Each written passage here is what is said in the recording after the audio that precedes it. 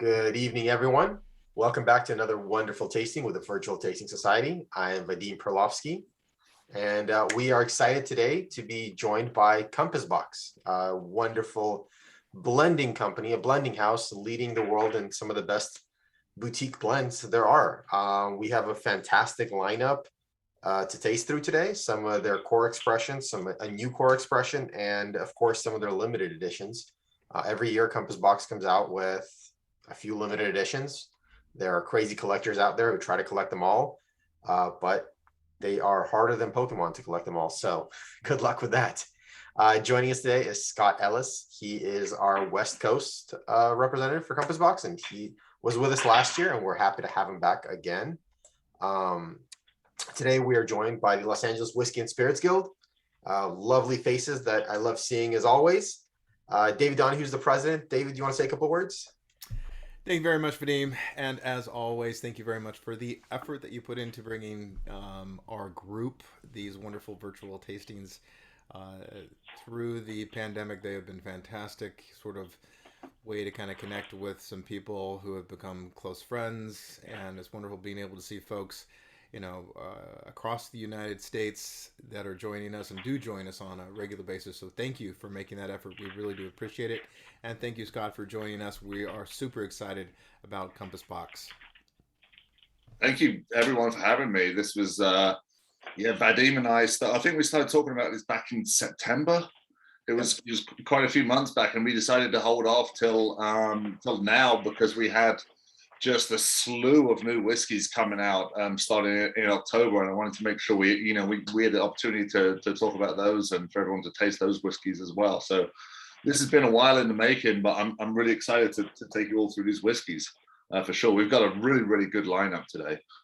We've got 1, 2, 3 limited editions, plus our newest core range, and in my opinion, two of the most underrated but just best value whiskeys out there on the market as well. So is everyone ready to get drinking? We ready to jump in? Yeah, I think everyone here has been with us before. Abraham, I think you've participated with us before. You know the rules and you know how to do it. So yes, I'm just presuming everyone here is familiar with Compass Box. You all know what we do. So, but if there are any questions, anytime, during the session, please feel free to pipe up. There's no such thing as a silly question, just a silly answer. So we're going to go through these whiskeys. You know what? I'm just going to go from lightest to heaviest, to be honest with you. And we're going to start off with our newest core range whiskey, Orchard House. Fantastic. So Orchard House. Do you want to tell me?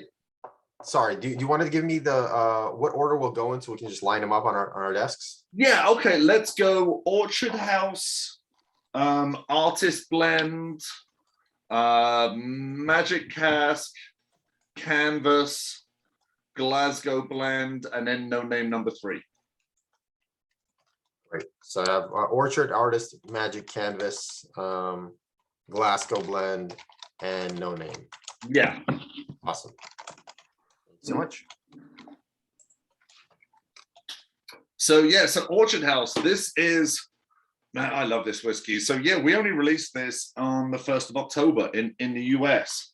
But this is essentially the replacement for Oak Cross that we had to discontinue, unfortunately.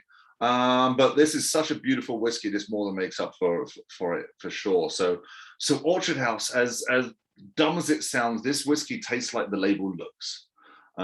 So this whiskey is actually a really big step for us at Compass Box. So up until now, everything we've bottled and produced but we've been buying aged whiskeys, blending them, and then doing our marrying and secondary maturation process.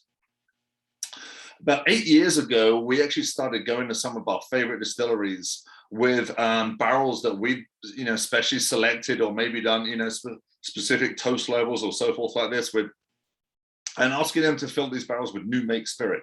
Talking about Klein Leach, obviously, Kalila, Cameron Bridge, Glen Ord, and 1 or 2 other ones as well, Ben Rinnes, and so forth like this. And Orchard House is the first whiskey that we've ever released, which is comprised almost entirely, like 99%, of whiskeys that we have aged from the outset, from the very, very get-go. So this is, in a way, this is the most Compass Box whiskey we've ever released. And it's just that I just come back to the words, it's just a happy whiskey. It's really as simple as that. So it's comprised of, malts from distilleries that make very fruity distillates. Clynelish obviously fits into that bill. Linkwood, they're the two main components in this whiskey. There's also 2 parcels from Ben Rinnes, one which has been aged in American oak and one that we refilled into sherry casks. And then also, maybe you won't pick this up until I say it, but it's actually 2% of this blend is actually from Kalila as well. So there's just a little kiss of peat in there, but a lovely fruity Kalila peat as well. And it's just, it sounds so stupid whenever I say it, but it makes so much sense. As I say that, the whiskey, if whiskey could be a label, that's what this would taste like. It's got such lovely red and green apple and pear and these types of flavors in the whiskey. I'm a huge fan. Let me just run over to the other side of my office because I have an open bottle right there, and I really want to sip this whiskey with you guys. Give me 5 seconds. Good. What's everyone thinking of this one so far? Jordan, was I right? This was a stunner. Yeah, it's really good. I was afraid that it was going to be too fruit for me, too sweet, but I don't know why I doubted it's Compass Box. So the blend of it's balanced so well. It's dangerously good. Yeah, it doesn't come across sweet because there's not a huge amount of oak on it. And I think that makes a difference. This whiskey, we refer to it as spirit forward rather than being, oak heavy. Right. So we actually learned a little something while we were aging these whiskeys. So we get the majority of our American oak barrels from a Buffalo Trace in general. And what we've been buying from them was first fill barrels, right? They've used Buffalo Trace and we were the first ones to get them after that.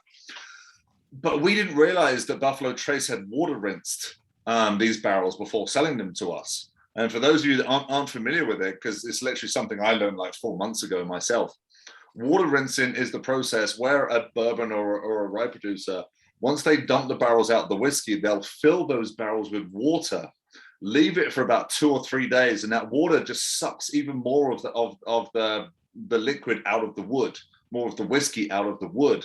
And then they'll actually use that kind of like very, very low ABV water to blend with the whiskey, right? Jim Beam did it. This is what Jim Beam Devil's Cut is, basically. So when they're proofing the whiskey down to 40 or 43 or whatever they put in the bottle, they're using this water that's been in the barrels just to get every last drop of whiskey out of that wood. So how that affects us when we start to use those barrels is, even though they're technically first fill barrels, they're not going to impart quite as much of that big American oak flavor as you would get from a traditional first fill barrel. Flavor profile wise, it probably comes in somewhere between like a first fill and a second fill bourbon barrel.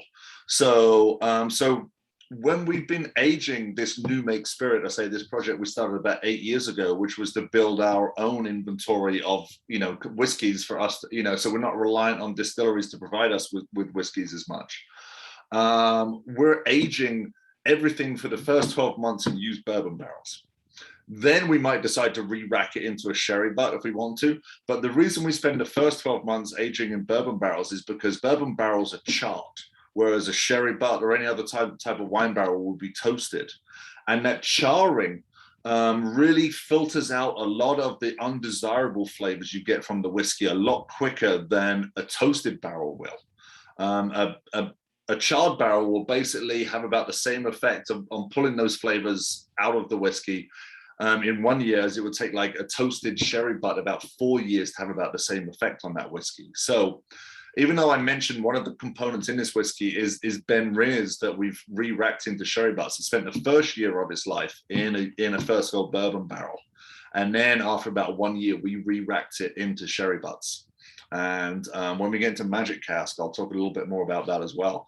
So it's a, a project we've been working on for about the past 8 years, and it just gives us more leeway to do our own experiments and just control more of the process from, the very, very get-go ourselves, rather than relying on these distilleries to provide us with X amount of barrels of 10-year-old whiskey finishing this type of barrel and so forth like that. So yeah, you're going to see more and more of our, not just our core whiskeys, but our limited editions using distillates that we've aged from the very, very get-go moving forward. So this really is a big step for us. But I mean, price point for $49.99, I think this is just a wonderful whiskey for the price. It's just happy and lovely, and it's just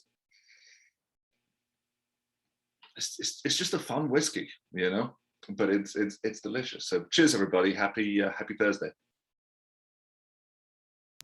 Cheers.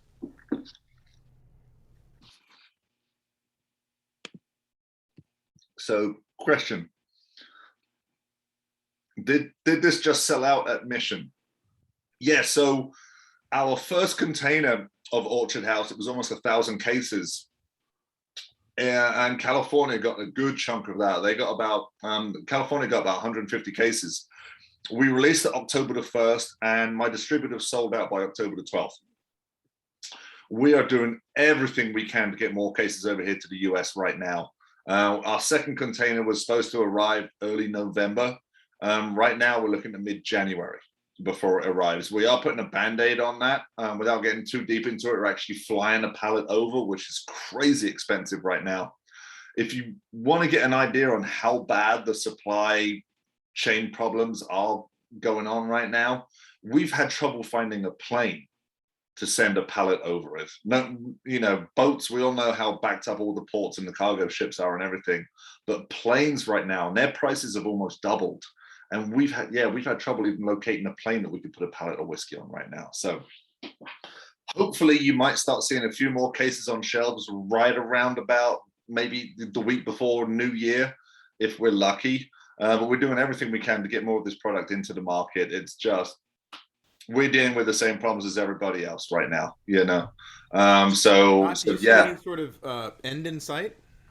Well, the holiday period, I mean, obviously this has been, something that's been going on for 18 months since the outbreak of COVID, but it's been exacerbated by the holiday period, right? We all like to, buy presents and stuff like that. So once we get into January, February, hopefully things will calm down a little bit, because everyone's just been trying to get product into market since September, basically, for the holidays. So hopefully things will calm down in the new year. The experts are predicting things will, improve by next summer. All I'm doing is I'm reading the same articles online that you guys are, it can't get any worse. That's probably the silver lining on it, I suppose. But yeah, it's not just whiskey. I mean, it's everything, It's my colleague, she lives in Texas. She just flew to New York about like 2 or 3 weeks ago, and she took a picture as they were getting in New York of all the cargo ships, just waiting off the coast of New York and New Jersey, and it's just, and she was literally like, yeah, I wonder which one has all our cases on it, because we've literally had one ship that's it's taken a month for us to get product through customs off the boat. It's been sitting off the dock of New York for the best part of a month. So it's just if you can imagine a problem right now with the supply side of the industry, it's happening. It really is. There's a shortage of corks, a shortage of glass, a shortage of labels. Bottling lines are operating, at lesser capacity because they've got a social distance. There's no boats, there's no containers, there's no truck drivers, customs are backed up. It's just an absolute mess right now. So, but yeah, hopefully New Year it will start getting better. And our favorite retailer just messaged me saying his shipment was delayed, but should be here next week. So, and I think he'll be the only one to have it at this point. Yeah, I put that in the chat. This is a stunner. I got a chance to try this at an event a few weeks back, and ever since then I was trying to buy a bottle, and it's been sold out everywhere. And that was, I mean, the moment I can get these are going to be Christmas bottles for everyone. I think this at $50, there's not a single person that's going to scoff at this. It's fantastic, easy to drink. It's got enough texture for seasoned drinkers, and it's sweet and mellow enough for a beginner. It's just everything in one bottle. Yeah, exactly. I mean, not every whiskey is designed to be like a 95-point whiskey, and it's you need whiskeys to drink on like a Wednesday night while you're watching a basketball game or something like that as well. And this is just a lovely whiskey. I just come back to like happy and lovely. They're my two descriptors for this whiskey. So just a quick question. So did you say that's going to be core range? So that's going to be regularly available? Yes. Yeah. I mean, we're just struggling, like, building up our inventory of it right now. But yeah, the plan is this. Yeah, Orchard House isn't going anywhere, and because it is made up of whiskeys that I say that our own inventory of whiskeys, rather than relying on a distillery to provide us with 10-year-old whiskeys aged in first fill bourbon cask or something like that. Then I mean, I don't see any reason why this whiskey would ever get discontinued, which is the reason we've had to discontinue, like Oak Cross and Asila and other whiskeys before, has basically been because of supply issues. We love those whiskeys, we'd love to keep making them, but we just haven't been able to source the component whiskeys, moving forward. So we've had to discontinue them, unfortunately. So whereas we've got secure supply on this because it is our supply. So how big are the batches that you're putting these out in? Because obviously, if we get a bottle of, this is going to be a core range bottle, and I get a bottle of Run 1, I'm going to expect Run 2 to taste very similar. So how big are your runs? No, yeah. With the exception of Hedonism and Story of the Spaniard, the recipes on our whiskeys, like the recipe stays the same from batch to batch. Mm-hmm. Hedonism, just because it's really hard to source that old grain whiskey, the recipes do change. We only do one bottling of Hedonism a year, and it depends on, grain whiskey, we're looking for a flavor profile. So whether we find that from Cameron Bridge, or whether it comes from Port Dundas or Girvan or one of the other grain distilleries out there, we don't really care which distillery it comes from. We care about the flavor profile. So the recipe for Hedonism will change from batch to batch. But if you go onto our website, you'll see on the back of the bottle of Hedonism that right there, that white band across has like the batch number. And then so you can go onto our website and you put that batch number in there. It will give you the actual specific recipe for that particular batch.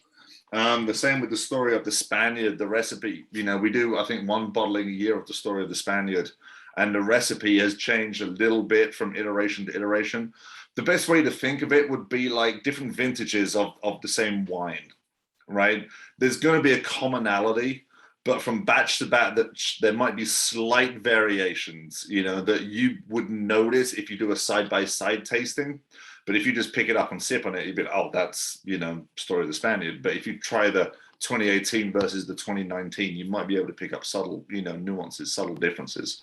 But in general, with most of our whiskeys, our core whiskeys, the recipe is pretty much set. We might tweak it every now and again, but it's pretty much set.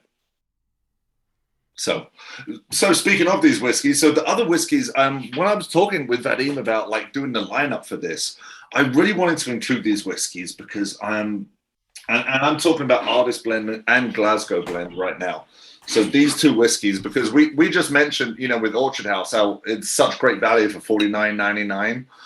These whiskeys are $34.99 to $39.99, and I think they're just as good value as Orchard House. So these whiskeys, we rebranded them earlier this year. In case you're not aware, they used to be called Great King Street, and I think we came out with Artist Blend back in 2011 and Glasgow Blend in 2014. So Artist Blend's been out for 10 years, Glasgow Blend 7 years, but still a lot of people did not realize that it was Compas Box that makes these whiskeys. So we just decided to get rid of the Great King Street brand name and just bring them under the Compas Box umbrella earlier this year. The recipe stayed the same, pricing stayed the same.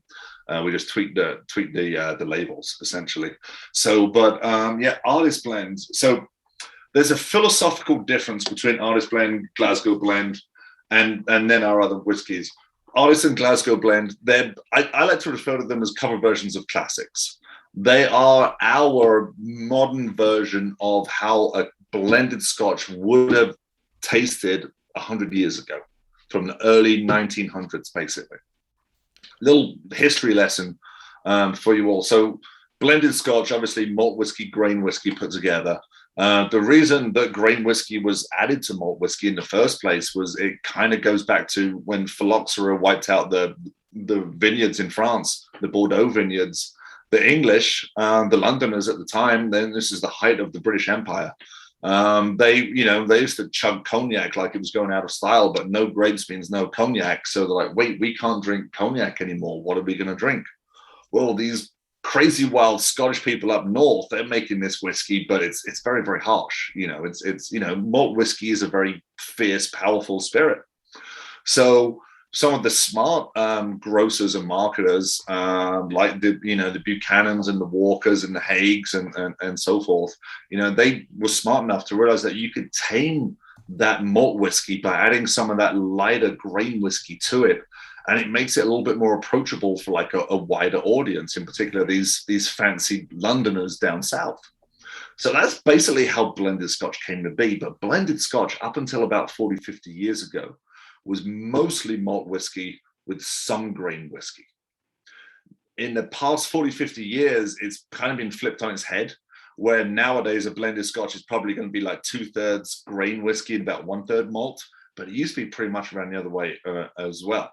So what we're doing with Artist Blend and Glasgow Blend is we're really trying to get back to how blended Scotches were 100 years ago, when blending was still considered an art form. Single malts weren't even really a thing back then. I mean, the Scotch industry was all blended Scotch back then anyway.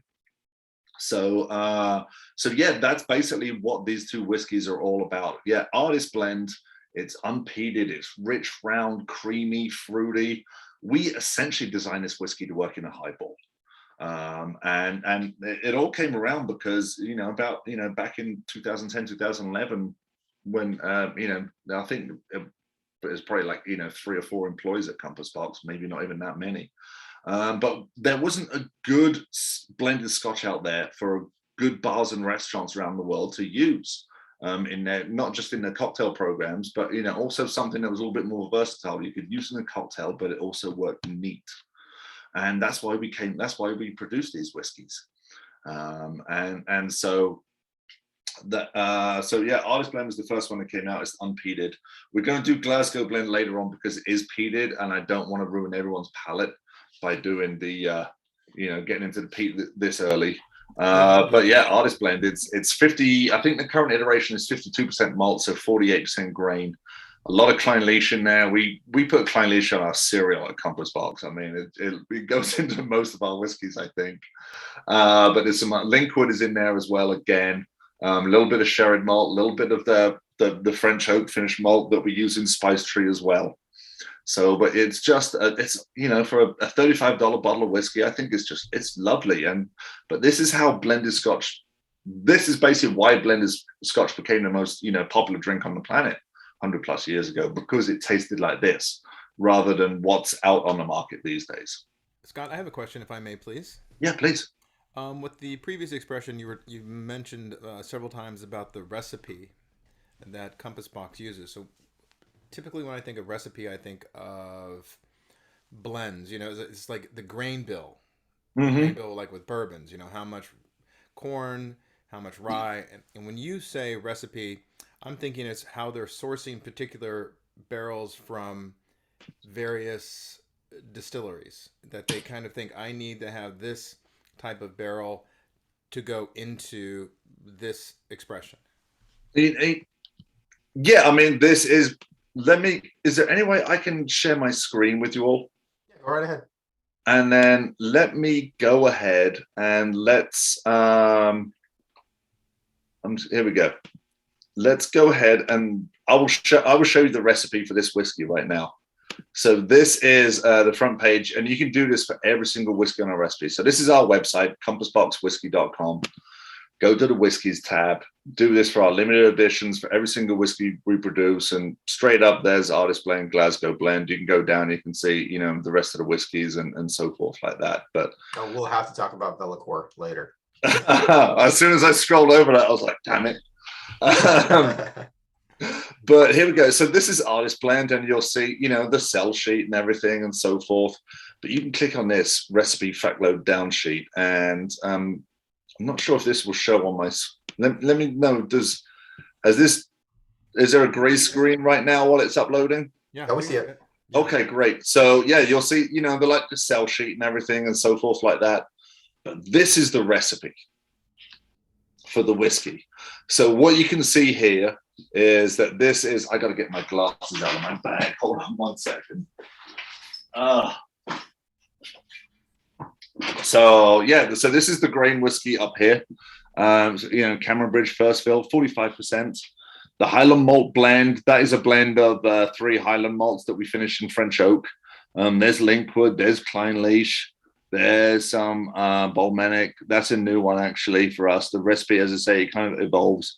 A little bit more Linkwood as well.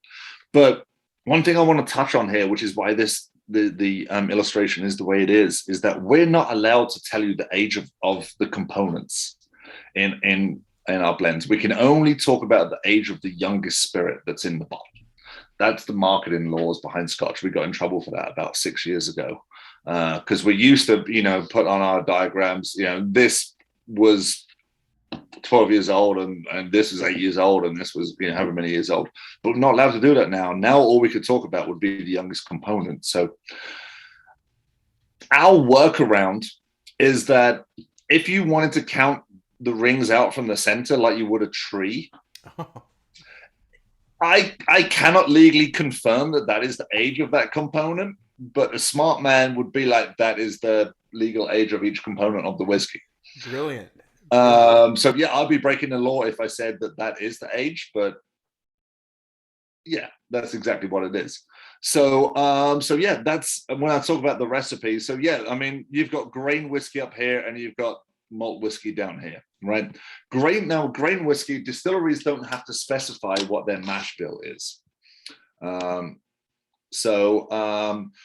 generally grain whiskey nowadays is probably around about 80% corn, 20% wheat. 20% malted barley, I'm sorry. They've used wheat, wheat may be involved. Rye used to be more common, but it's not as much these days. Although you are seeing like a few producers, starting to use rye in their grain whiskies as well. Yeah, that's pretty much, you can do that for every single whiskey that we produce. As I say, our limiteds, everything. Hey, Scott, can I interrupt you and just affirm that you said that the grain whiskey is 80% corn and the other 20% is it's generally, usually, you said malted whiskey. Malted barley. I'm sorry, malted. Yes. Malted barley. Just like you would use in I've always assumed.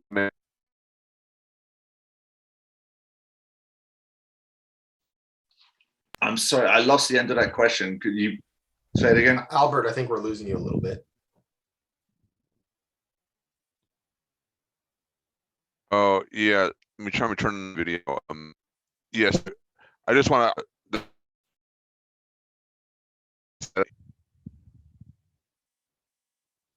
Still losing you. I think the rainy weather is doing a number on everybody's Wi-Fi. Yeah, maybe. Yeah. Maybe. But yeah, so I mean, that's just kind of the industry standard. There's only about like 5 grain distilleries operating in Scotland, and 130 odd malt, distilleries and so forth. And as I say, like these grain distilleries, they're basically alcohol factories.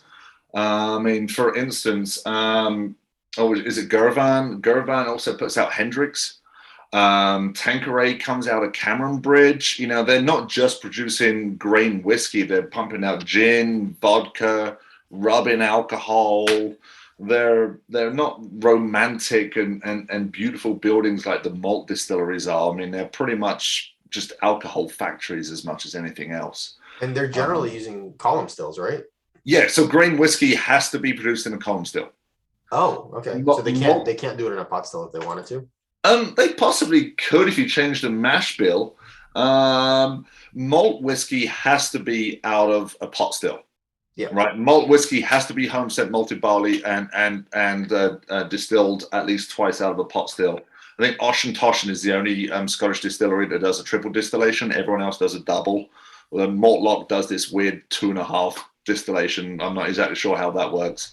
But yeah, grain, all the grain distilleries, they use column stills, whether it's a patent still, a coffee still, a continuous still, whichever variation on column still it is. That's basically legally the law. But I know that if you ran, malted barley through a column still, if it was 100% malted barley, it would still count as a grain whiskey.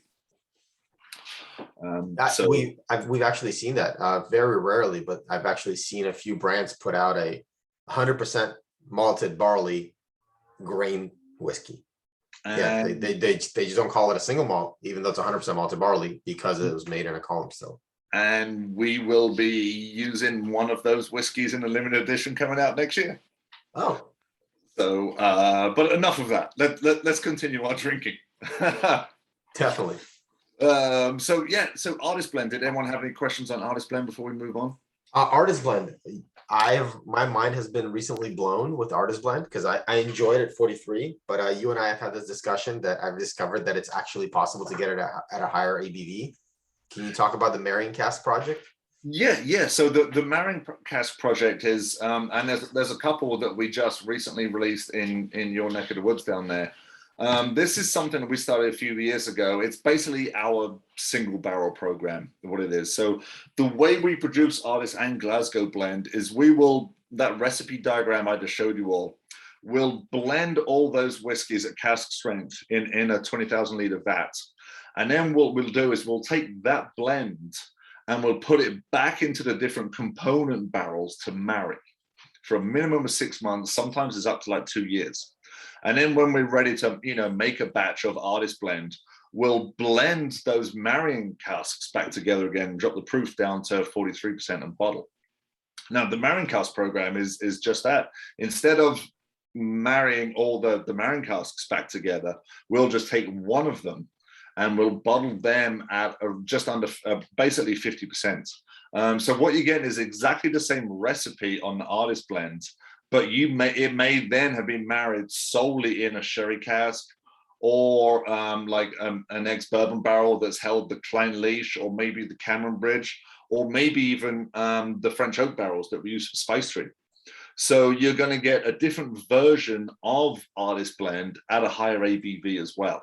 And I know there's two currently circulating. They're both Glasgow Blend, but they're currently circulating down in the LA area right now. They were pretty much released in early November. A couple of retailers down there have them, and we're going to continue doing it next year and so forth like that.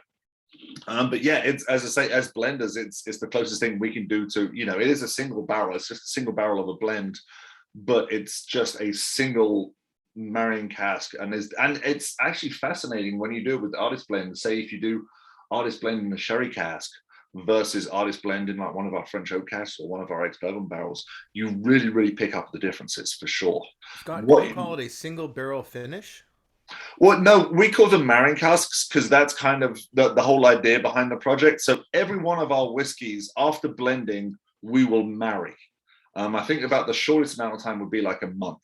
The idea being that you want to let the whiskeys get to know each other before you then go ahead and bottle and ship them around the world and so forth. It's something we've done from the get-go. It's something that John firmly believes in. It makes a better whiskey at the end of the day. If you just literally blended the whiskey and then sent it to the bottling line, you're not getting, the best analogy I can think of is like cooking chili. Chili is better a week after you've cooked it than when you take it right off the stove, right? And for the simple reason that all those flavors have had a chance to get to know each other and mingle and basically become like one complex flavor profile. Than rather, if you taste the chili right off the stove, okay, there's the meat and there's the beans and there's the jalapeno spice, but a week later it's just you've got this wonderful just chili flavor. And instead of being able to taste the individual components a little bit, so you're letting all the fatty acids mingle and rummage around and just basically become like one complex final product rather than 4 or 5 different ones that are still kind of getting to know each other, if that makes sense. So what the marrying cast program is, as I say, it's the recipe is going to be exactly what I showed you on that wheel earlier. Whereas what you're tasting right now is that recipe that's then been aged in sherry casks, French oak casks, and different types used bourbon barrels, which are then blended back together again a year after marrying. Right. I seriously think we should change our name to the Compas Box Complicated Whiskey Company, because that's really what we are. We don't do these things just for the sake of it. We do pretty much everything we do is just because we believe it makes a better product at the end of the day. You know, we don't chill filter because we think it makes a better whiskey, you know, leaving those wonderful fatty acids in the whiskey rather than if you chill filter and take all that stuff out of it. You know, we don't use caramel coloring because, you know, we just think you're just kind of using it to pull the wool over people's eyes as to how old the whiskey is a lot of the time. And yeah, I mean, everything we do is just with an eye on quality. It really is. And taking these extra steps, it's costs a little bit more, but we think it's worthwhile. Is the No, casks that you use for the marrying the different blends, is that disclosed on those picks, or is there a way to find out? It says it on the picks. I literally, let me grab one quickly. I don't think this is from, this is from a couple of years ago, but it's one I just have lying around. So you'll see this little label on there, and it's probably backwards on your screens, but it'll tell you on there, this particular one, this is Glasgow blend, and we did this for Total Wine a couple of years ago, and it tells you right at the top, ex-sherry marrying cask, right? And, you know, I don't have an artist blend one over there, but, you know, the three types that we're basically doing is sherry cask, French oak, or an ex-bourbon barrel. And the ex-bourbon barrel, it may be, you know, the barrel that held the Klein Leach originally, or it may be the barrel that held the Cameron Bridge. And even though they're ex-bourbon barrels, they're going to taste very, very similar when you taste them side by side. So it's not just the type of wood; it's also the liquid that's been in that barrel beforehand is really going to influence the flavor of that marrying cask.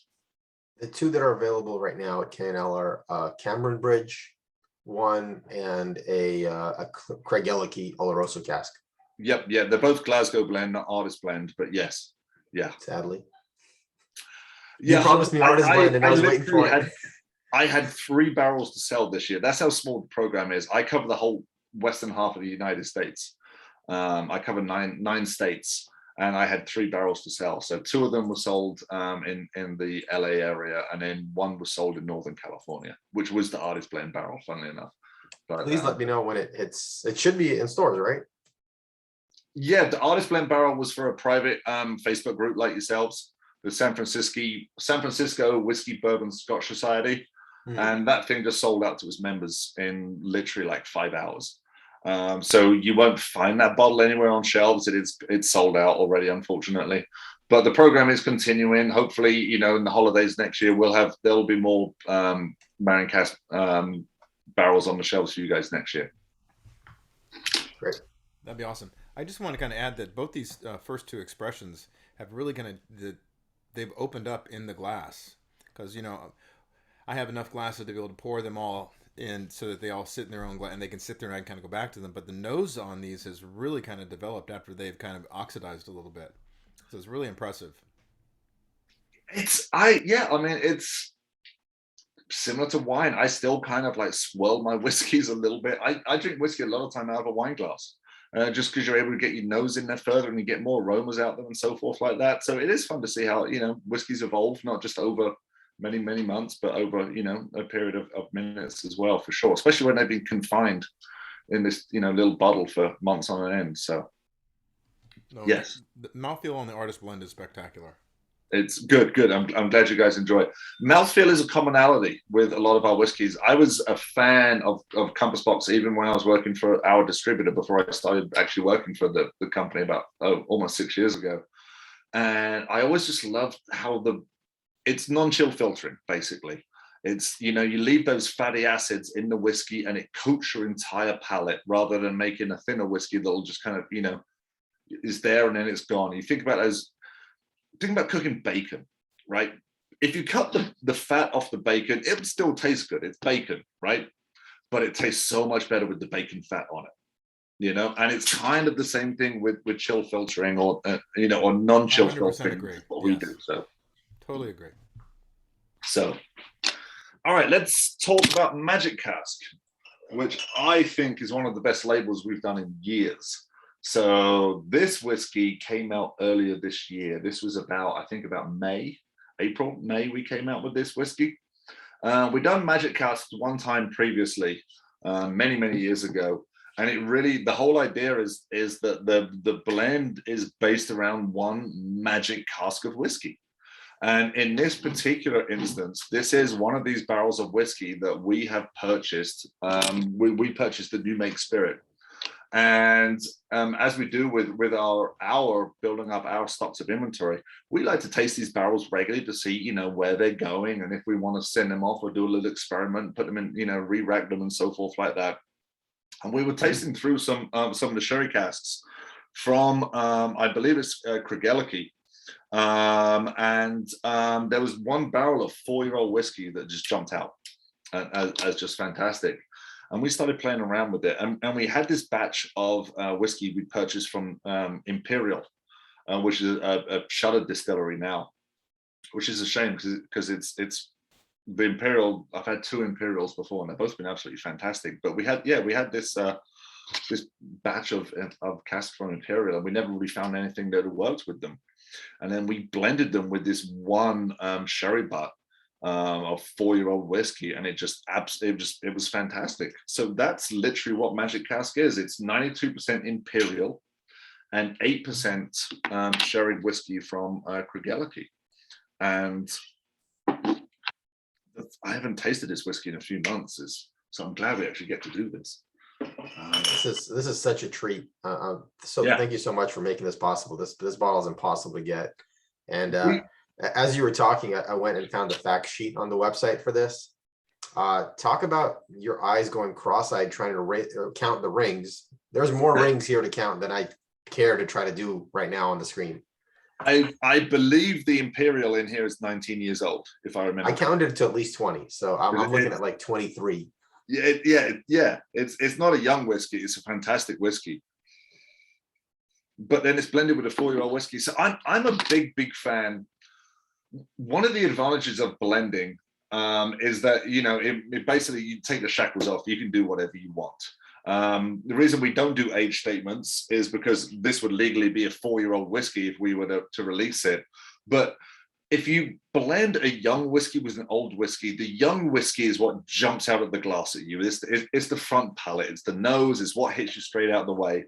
And then that older whiskey really kind of kicks in mid palate and finish. Right? It was something that High West used to do with their Rendezvous and their double rye. And, they used to blend like a 6 and a 16-year-old rye or a 2 and a 16-year-old rye. And it just adds more complexity to the whiskey. And just, there's just a little bit more going on in the mouth. And so this is a great example of that. You get that sherry is kind of up front and then lovely American oak aged Imperial whiskey just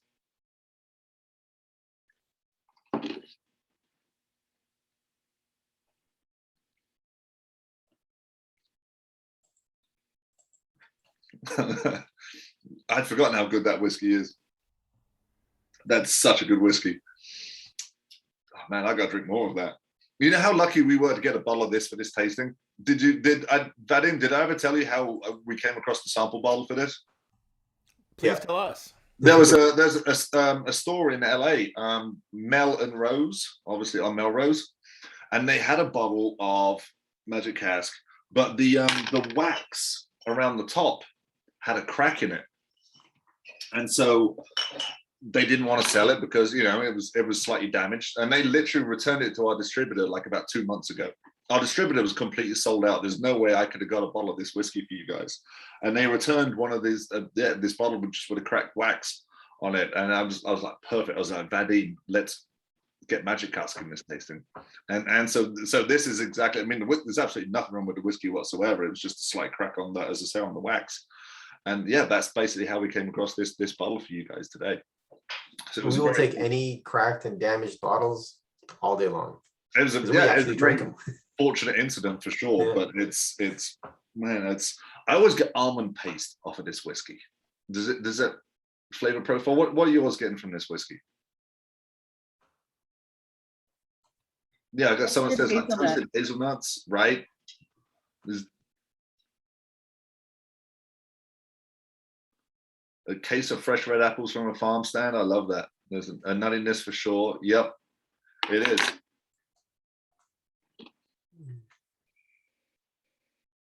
Yeah, this is, and I say the label is just, I mean, that's one of the coolest labels I think we've done in a long time. I think that's so cool, that label right there. But yeah, as I say, this was literally designed around one cask of whiskey, which some of our limited editions are. I mean, even though 92% of this whiskey is not that magic cask, it just all kind of emanated from one barrel of whiskey. And then we just kind of started the project from there and worked around it from there. So we get asked all the time. I get asked all the time, what's the process for you guys making whiskey? Is there a formula we follow? So, and a lot of it is just, a lot of it is us thinking about like an occasion for a whiskey. What type of whiskey would I like to drink when I'm doing this? And sometimes they're just lucky.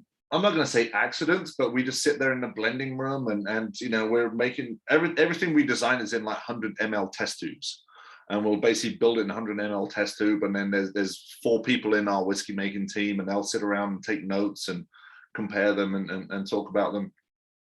And sometimes we're trying to do one thing, and then the project veers off in another direction and so forth. And this literally started about with us just tasting through some of this new make spirit that we've had, and one barrel just jumped out, and then they just started playing with it from there. So it's it's a beautiful whiskey. Big fan of that. I'm gonna have to save that for later on. There's a little bit of like green Jolly Rancher, like sour apple note on there on the finish for me. This is absolutely stunning and complex too, considering that you're saying it's one cask. I did pick up one fun thing, and I don't know if I want to be that guy who points out the cool thing, but you said it's Craig Ellis, and on the website this is one of those keyword ones. So yeah. So sometimes there's legal reasons why we can't specify the actual name of the distillery. It's about how we source and depends who we source from, and sometimes they'd be like, hey, yes, you can have these barrels, but you can't use our name. And it's kind of the equivalent of teaspooning, I suppose, in a way. But it's Craig Ellis. And is that generally that because I've seen that nomenclature on here, distillery near the town of Aberlour. It's going to be Craig Ellis. Yeah. Okay. Always. Okay. Very cool. I was wondering what that was. I was wondering if it was actually Aberlour, but no, it's not. No, I'd love for us to be able to work with some Aberlour because I love their whiskeys. But yeah, this is actually from Craig Ellis. So very cool. That's good. I'll come back to that whiskey later on. So all right. So that's the first of our 3 limited editions. The second one of our 3 limited editions is this guy right here. This is called Canvas. So this is a great example of where a whiskey which started out as with one of our experiments. So if you can jump on the website and so forth and find out the recipe of this. But this is all unpeated malt whiskey. The majority of this whiskey comes from the Tomartin distillery. We bought a batch of whiskey from Tomartin a few years ago. But what we did with that batch is we actually took some of it and we re-racked it into Spanish orange wine casks, like real orange wine. It's a thing they do in Spain, where they'll actually add orange peels and some spices into a barrel, and then they'll age the wine with the orange peel and so forth like that in there. And we re-racked. I think we did about 4 barrels of this Tomartin into these orange wine casks, and then we worked it back into the recipe, and with some more of the batch of Tomartin that it came in.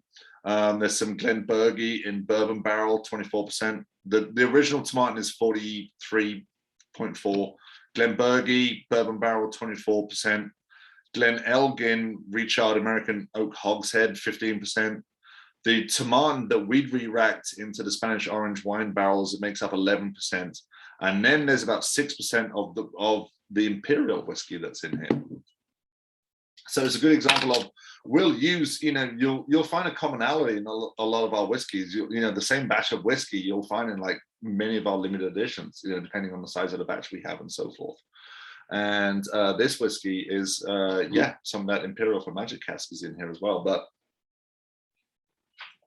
what we wanted to do with this whiskey was we wanted people to, there's a QR code on the back of the label if you're lucky enough to get a bottle of this whiskey.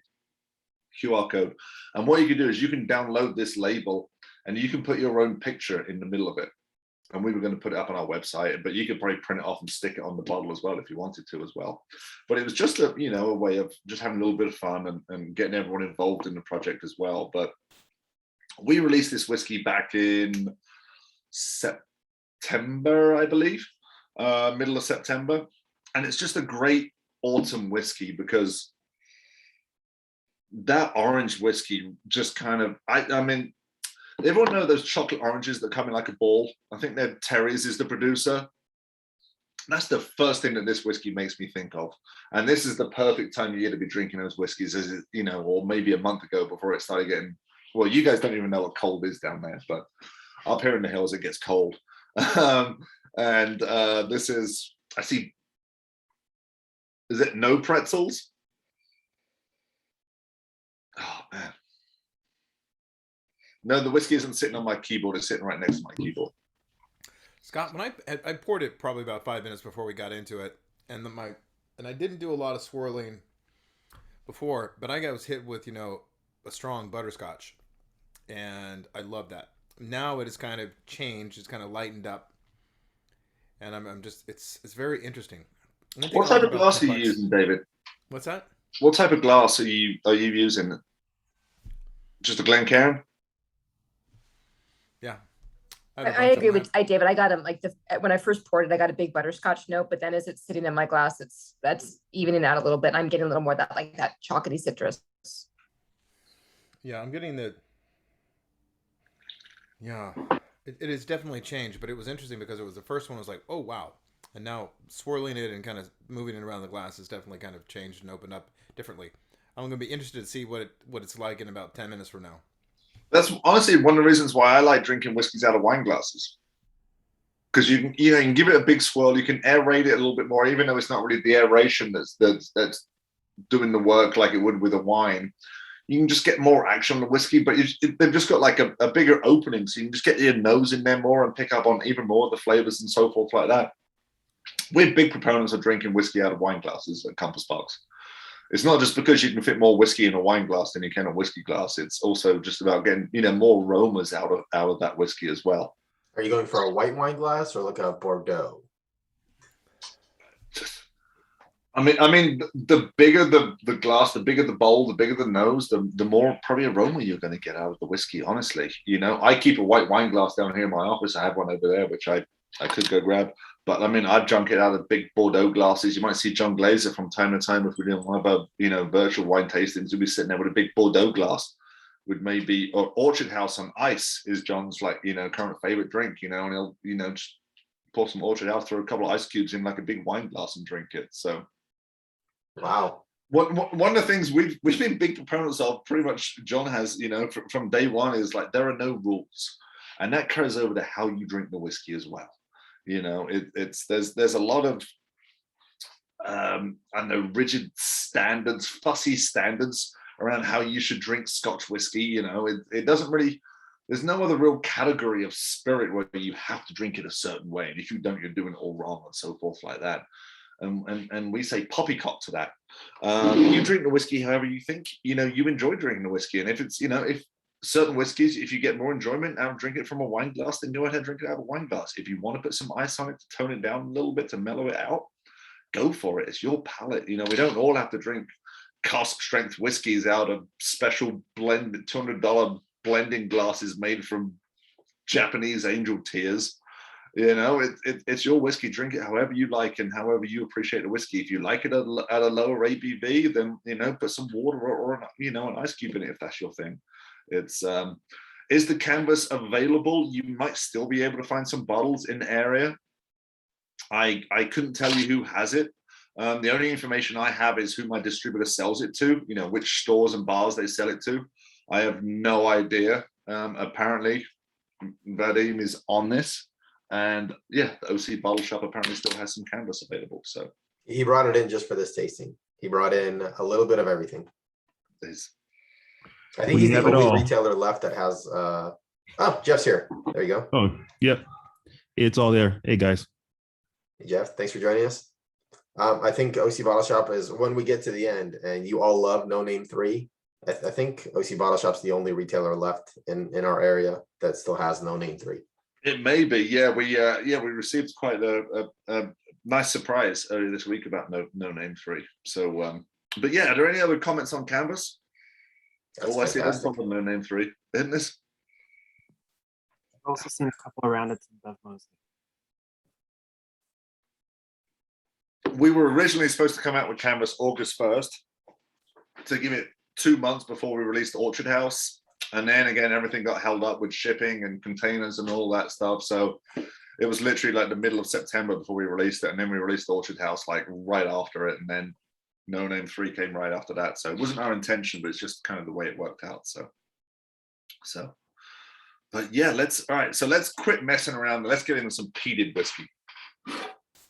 So we got 2 whiskeys left, but the first one is going to be the Glasgow blend. So this is the counterpart to the artist blend that we tried earlier. So it's going back to our blended scotches, but our historical blended scotches. And I personally think, and someone mentioned this on another virtual tasting I did recently. It was a blogger, and he basically said this is like one of the 5 whiskeys you should always keep in your house. And not just Scotch whiskies, but just 5 whiskeys in general. So again, this is, you know, a $34.99 to $39.99 whiskey. It is peated and sherried. So this is 65% malt whiskey, so 35% grain whiskey. To the best of our knowledge, this is the highest percentage of malt whiskey in any blended Scotch in this price range, remotely. So it's and yeah, so the peated whiskey that is in here is from Lefroy. It's about 7 or 8 year old Lefroy, and then there's some I think about 10 or 11-year-old sherry cask aged whiskey from Craigellachie in there as well. They're the 2 kind of main flavor guys in there, as far as it goes. And this whiskey, for the price point, even though I'm obviously biased because I work for this company and it's, you know, it's my paycheck and everything, pound for pound, I think this is possibly the best sub $40 whiskey out there on the shelf. We this year at the San Francisco World Spirits Competition, which is, you know, probably one of the top 2 or 3 in the world, we won best blended Scotch no age statement for this whiskey this year. To put that into perspective, the previous year it was won by Johnny Walker Blue Ghost and Rare, which is what, a $350 bottle of whiskey. And we won it this year for a $35 bottle of whiskey. And you just don't get whiskeys of this complexity for $35. Now this is going back to what I was talking about earlier, where young whiskey is really jumping out the glass at you. The Lefroy in here it's not shy. You know, I'm personally a big fan. You're seeing more of these like young Isla whiskeys coming out these days. I'm a big fan of them. They're just fun. They're really, really vibrant. They're just explosive out of the glass. They're completely unapologetic whiskeys for what they are. You know, they're kind of, you know, like an 8-year-old kid just running around having a great time and, you know, just out of their mind, excited about things, you know, knocking things over and whatever, but they're just doing what kids do, you know. But then the sherried whiskey, slightly older sherried whiskey in there from Craigellachie, really kind of cuts through on the mid palate and just keeps that younger Lefroy whiskey in check, and then just like really kind of mellows everything out on the palate. So it's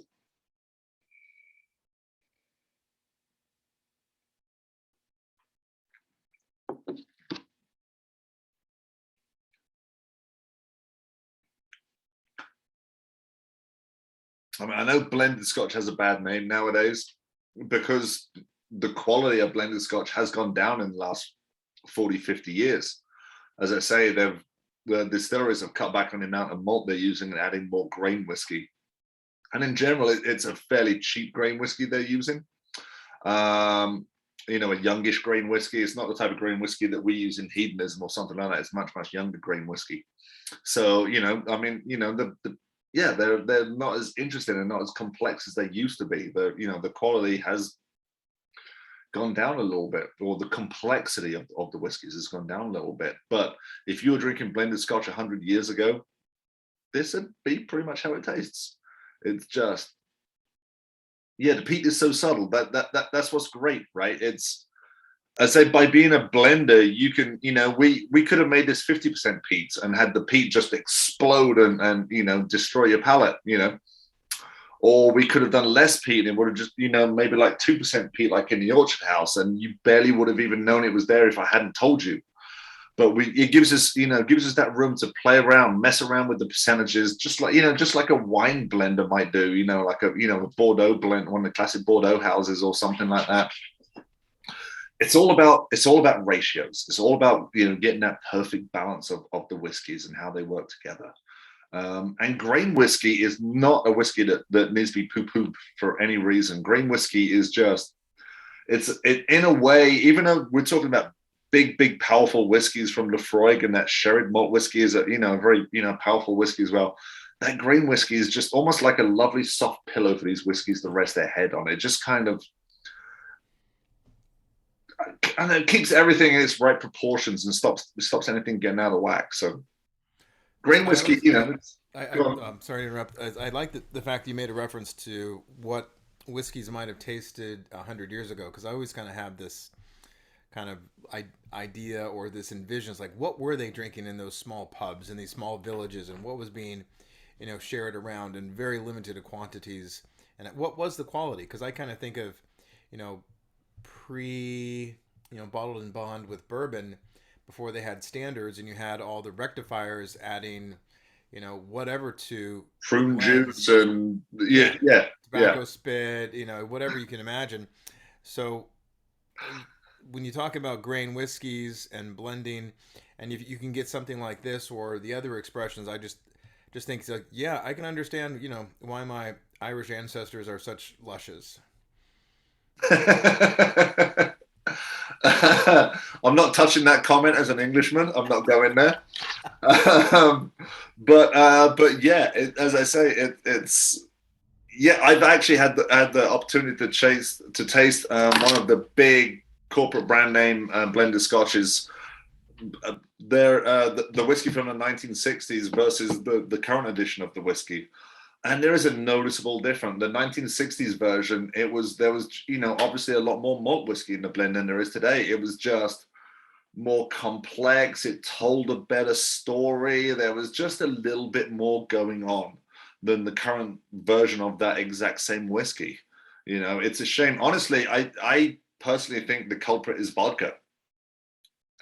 And when vodka started getting more popular in the late 60s and 70s, I mean, if you watch Mad Men, you'll see there's more vodka in like the last episodes than it was in the first episodes, right?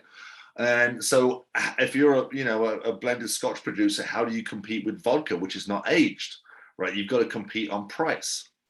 And so to compete on price, you've got to cut back on that more expensive malt whiskey and add in more of that cheaper grain whiskey. And so that just kind of, that's how it went. And it's just kind of continued to now, where the point is, that, I mean, I don't know the mash bills on the big corporate brands, but I worked for a guy who used to work for one of those brands. And, he'll tell you, yeah, they're probably somewhere around about 1/3 malt and 2/3 grain these days, where, it used to be the other way around. So we really are. So there's a question on there about how does the standard bottle compare to the K&L bottle? So the K&L bottle is the one that was finished in a sherry butt. So the K&L bottle is going to be high proof. It's going to be 49%, where this is 43%. And it's just going to be more sherry cask influenced. I mean, you're going to get more of those, kind of dried fruit flavors, a little bit sweeter. I don't think the peat, if I recall correctly from the sherry cask one, I don't think the peat is quite as prominent. I think the sherry cask kind of covers it up a little bit more as well. So yeah, definitely pick up the sherry influence on the K&L pick, right? Sorry, I was asking James Sargent because he actually has a bottle, so he's like doing a side by side right now. Oh, that's perfect. Yeah. So yeah, it's interesting, and we're literally talking about the blend is identical in both whiskeys, in both bottles. It's literally, and that sherry cask is in the regular one.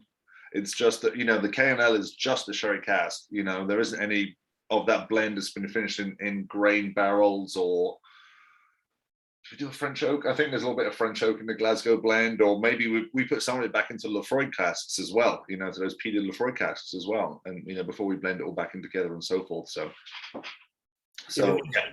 It's really interesting to taste them side by side, because you pick up, like, you really get that sherry influence from the Marion cask, like from the Craigellachie, and it just adds a nice extra layer of that, you know, dried fruit notes, some of that nuttiness.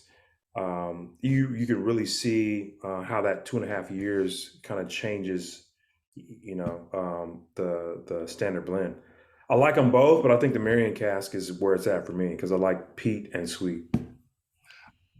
I agree. I do like sherry Islays. You don't see, you know, they're not the industry standards in general, but you know, when a distillery comes out one, I think when they're done well, they're spectacular, you know. And but yeah, I mean, we're really talking about the same recipe of the whiskey, just in one type of cask for maybe 12 months, and it changes the whiskey so much.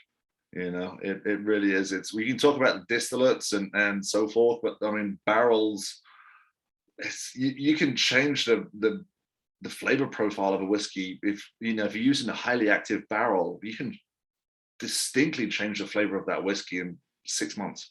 You know, I mean, the barrels are so important to making good whiskey, and we actually refer to ourselves at Compas Box as whiskey makers. You know, we are blenders. We don't shy away from that word whatsoever. But we do so much more than just blending at Compas Box. You know, we you know, as you say, with you know, we French oak and spice tree, we do different toast levels on the French oak to our specifications, and now we're actually, you know, aging our own whiskeys from the get-go and doing barrel experiments and this and that and so forth. So it's we really are a very unique company. I don't think there's anyone else out there that does, you know, what we do at Compas Box. So it's I'm a fan as well as an employee. I was a fan before I even started working for this company. I just happened to get very, very lucky. So it's, yeah, I mean, I've never actually been involved in a blending session at Compas Box. I've been lucky enough to go to the office in London and make my own blend. I was actually able to do it for my wedding about 6 years ago, which was super cool.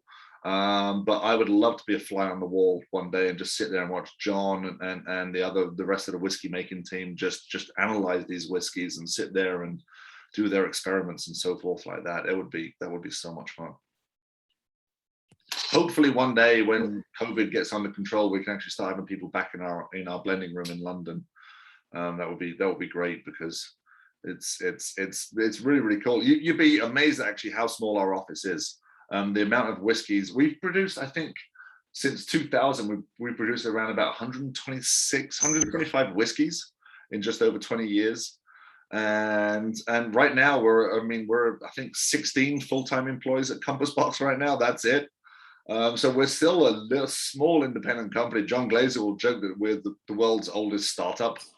But the amount of whiskey we produce from, you know, such a small company and such a small office building is basically, our office in London is probably about the size of the shop floor at K&L in Hollywood.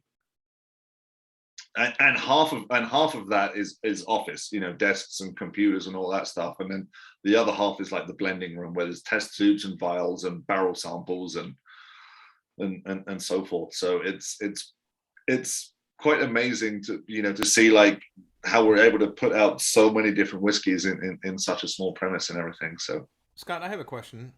Yeah. Since you are sourcing and picking things to kind of fit your profile, how do you ensure access to the recipe components? Is this something you have contracts with the distillers, or and make sure that because I would imagine that as a company that's been around for 20 years, you have such a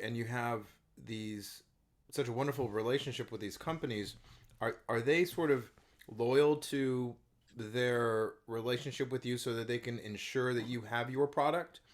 Or with the growth of, you know, scotches and whiskey and the consumption of it, are they going, hey, sorry, Compas Box, we don't have those barrels for you anymore?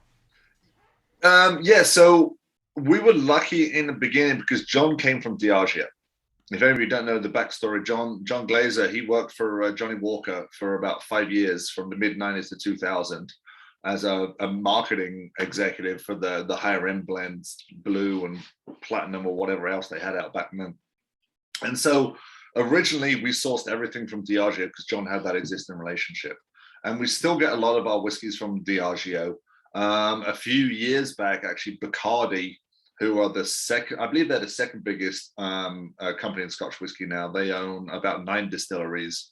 They've actually got involved with Compas Box. So we actually source a lot of whiskeys from either Diageo or the Bacardi owned distilleries right now.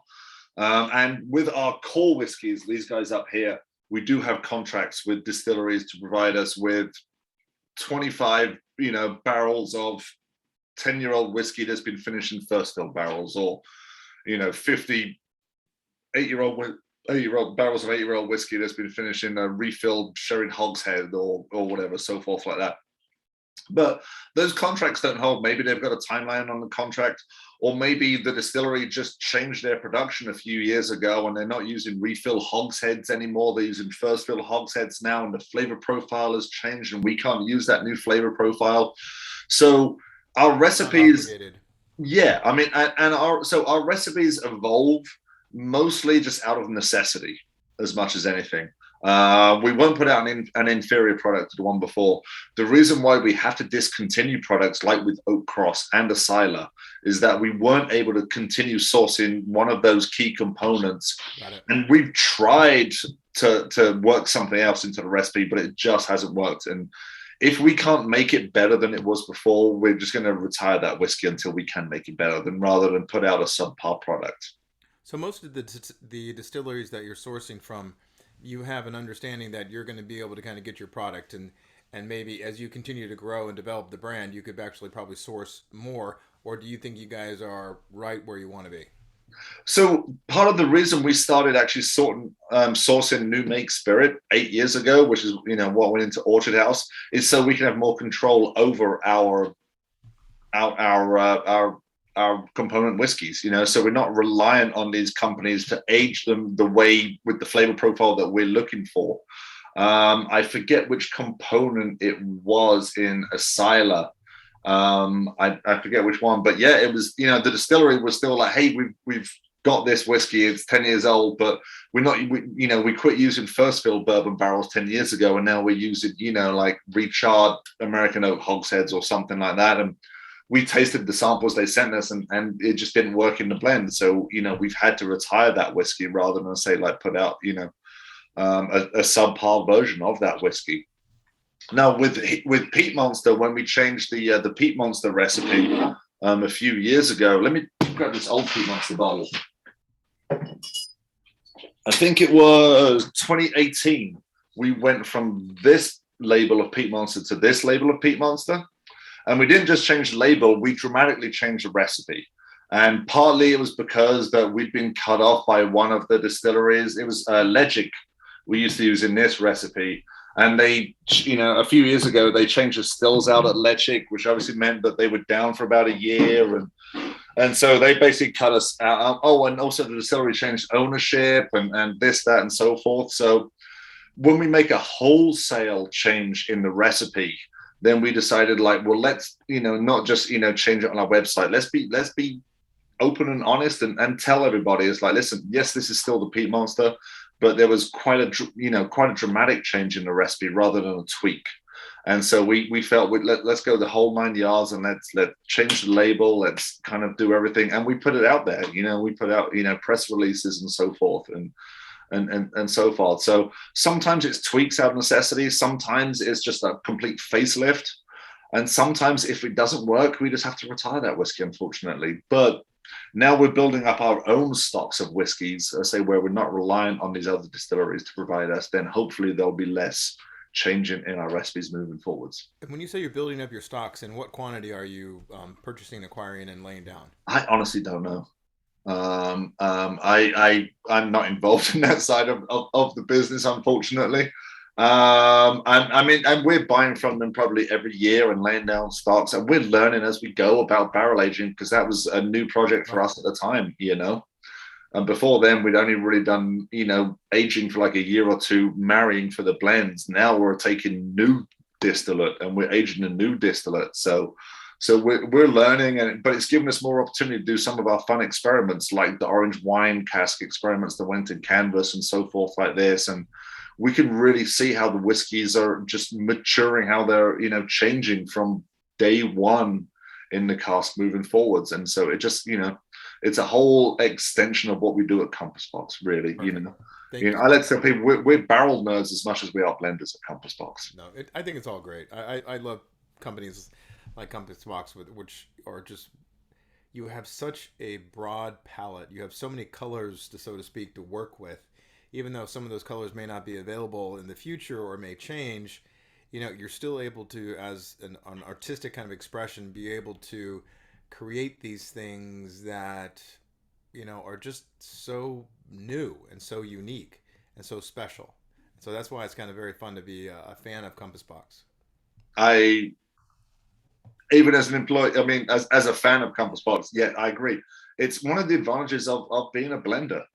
As you mentioned colors, I like to say, we have more colors to paint with than if we were a distillery putting out single malts. It's, if you're distillery X, you can have all the types of blue you want, depending on how you've aged that whiskey and so forth like that, but you can still only paint with blue, whether it's light blue, dark blue, whatever type of blue. That's all you can use is blue, whereas we can use the entire rainbow of colors.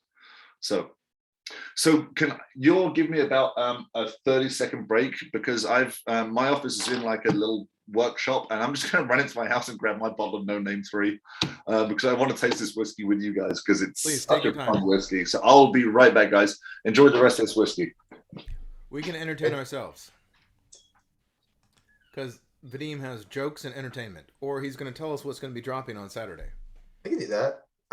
Who remembers what we... Oh, but then if I upload this, everyone will know. Everyone will know. That'll be sold out by then.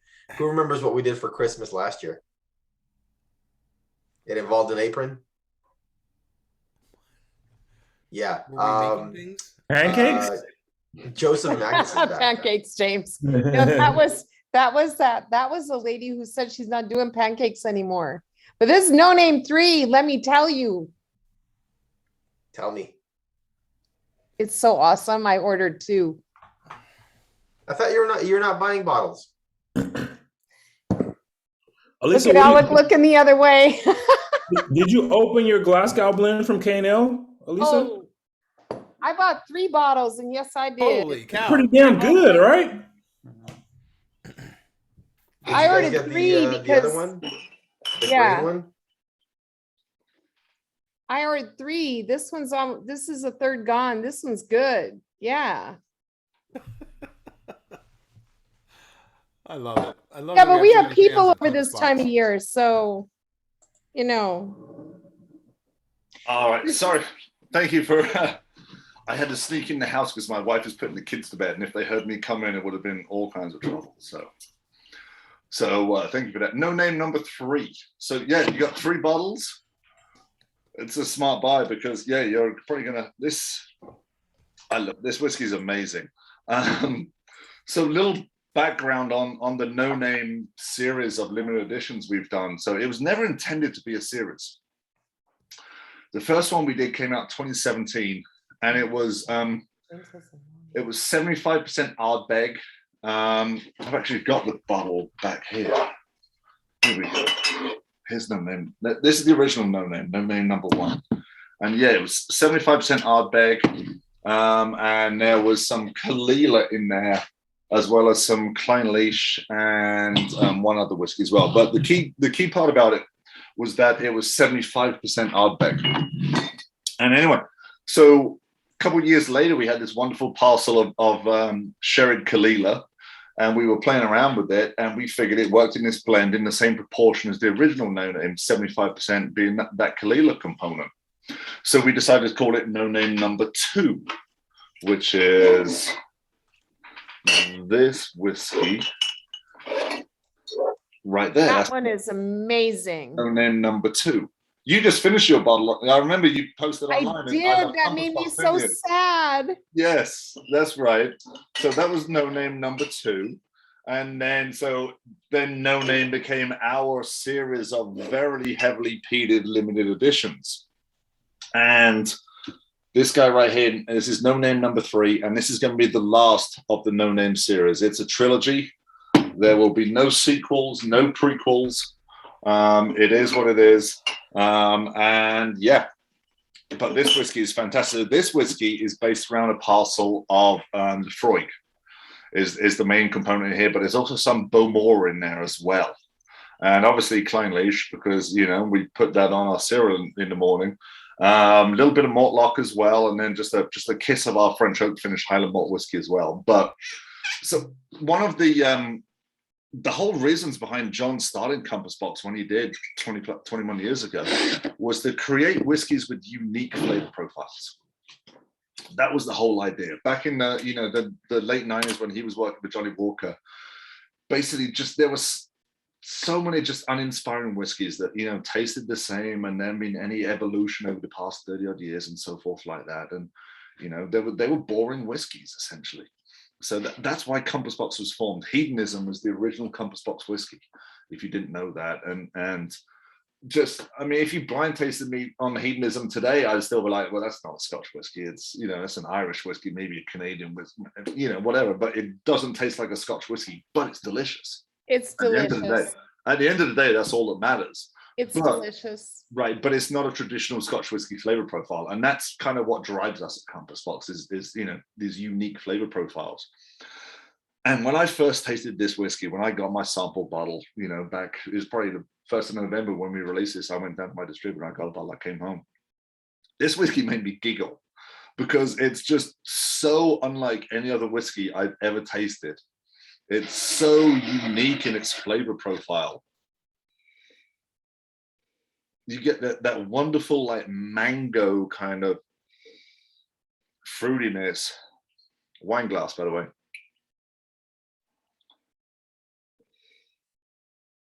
But then when you taste it,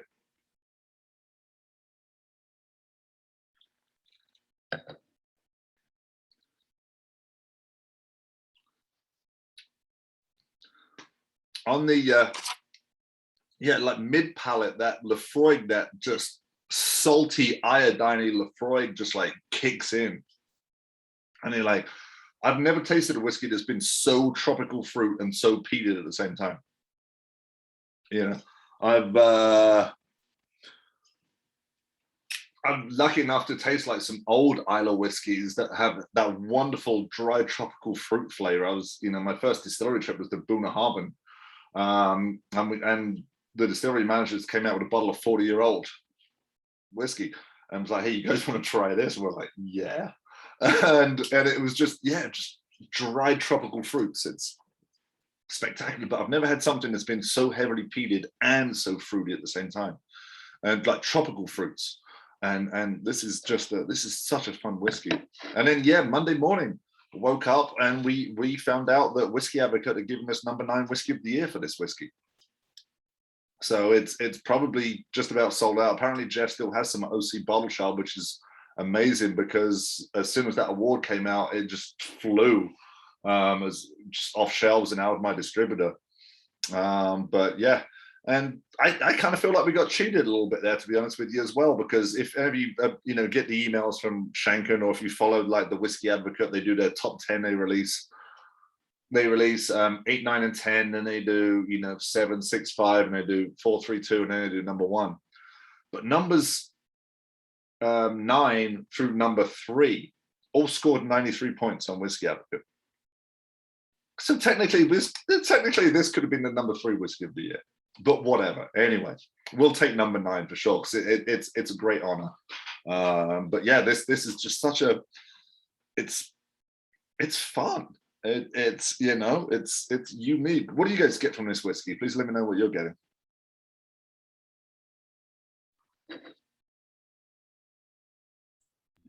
Grilled tropical fruits. Right? Maybe that'd have been like marinated in the ocean for like a week or something. Yeah. Absolutely. Absolutely. It's briny. Salinity. Right. Briny, smoky, peaty, fruity. You Like get some salted mango. you get your on the nose, if you're nosing it up front, you definitely get that vanilla custardy, citrusy, orange peely. I mean, I haven't even tasted it yet, although I have. That's why I bought 2 of them right up front, because most people who know me, if I'm afraid of not having a duplicate in my closet of something that I like, I have a problem. It's an expensive problem, but it's a good problem. I know exactly where you're coming from. My problem is finishing bottles. Oh, I have that problem. I mean, so many of these limited editions behind me on this shelf, there's that much whiskey in them. And I just can't bear myself to finish the bottles, because then I don't have it anymore. So yeah, it's a problem, but first world problem for sure. But yeah, That No Name 2 took me so long for me to wrap it up, and when I did, I was so sad I almost cried. As you saw, when I when I tipped it upside down and did that was very sad. Oh, I'm sorry. But then we came out with this one right after that, so hopefully it makes up for it. This is very different. This is very different, though. Yeah, so I mean, as I say, it was never intended to be a range of whiskeys. But when we decided to make it into a range of whiskeys, it really was to just explore how different peated whiskeys can, the different flavor profiles you can get from these heavily peated whiskeys. There's a lot more going on in these whiskeys than just the peat, and they're all, each one of them, they're so different from each other. One of our whiskey makers, James Saxon, he describes No Name number 1 as thrash metal, No Name number 2 as rock opera, and then No Name number 3 is progressive rock. There you go. I can see that. Now, No Name 2 to me was so much better than No Name 1. If I could find a No Name 2, which I think I'm trading for this weekend. Nice. It's it's everyone to their own opinion. That's what's so much fun about this. For me, I prefer the 1 to the 2, to be honest with you. But if we all like the same whiskey, then we'd all be drinking one whiskey, right? It'll be, So it's just all about personal preference but yeah, this is just so different to any other whiskey that's out there. This has got a lot of vanilla custard too on the nose. Honestly, it's predominantly American oak age. There is a little bit of 6% is Clynelish has been aged in a sherry butt, but everything else is recharred hogshead or refilled bourbon barrel.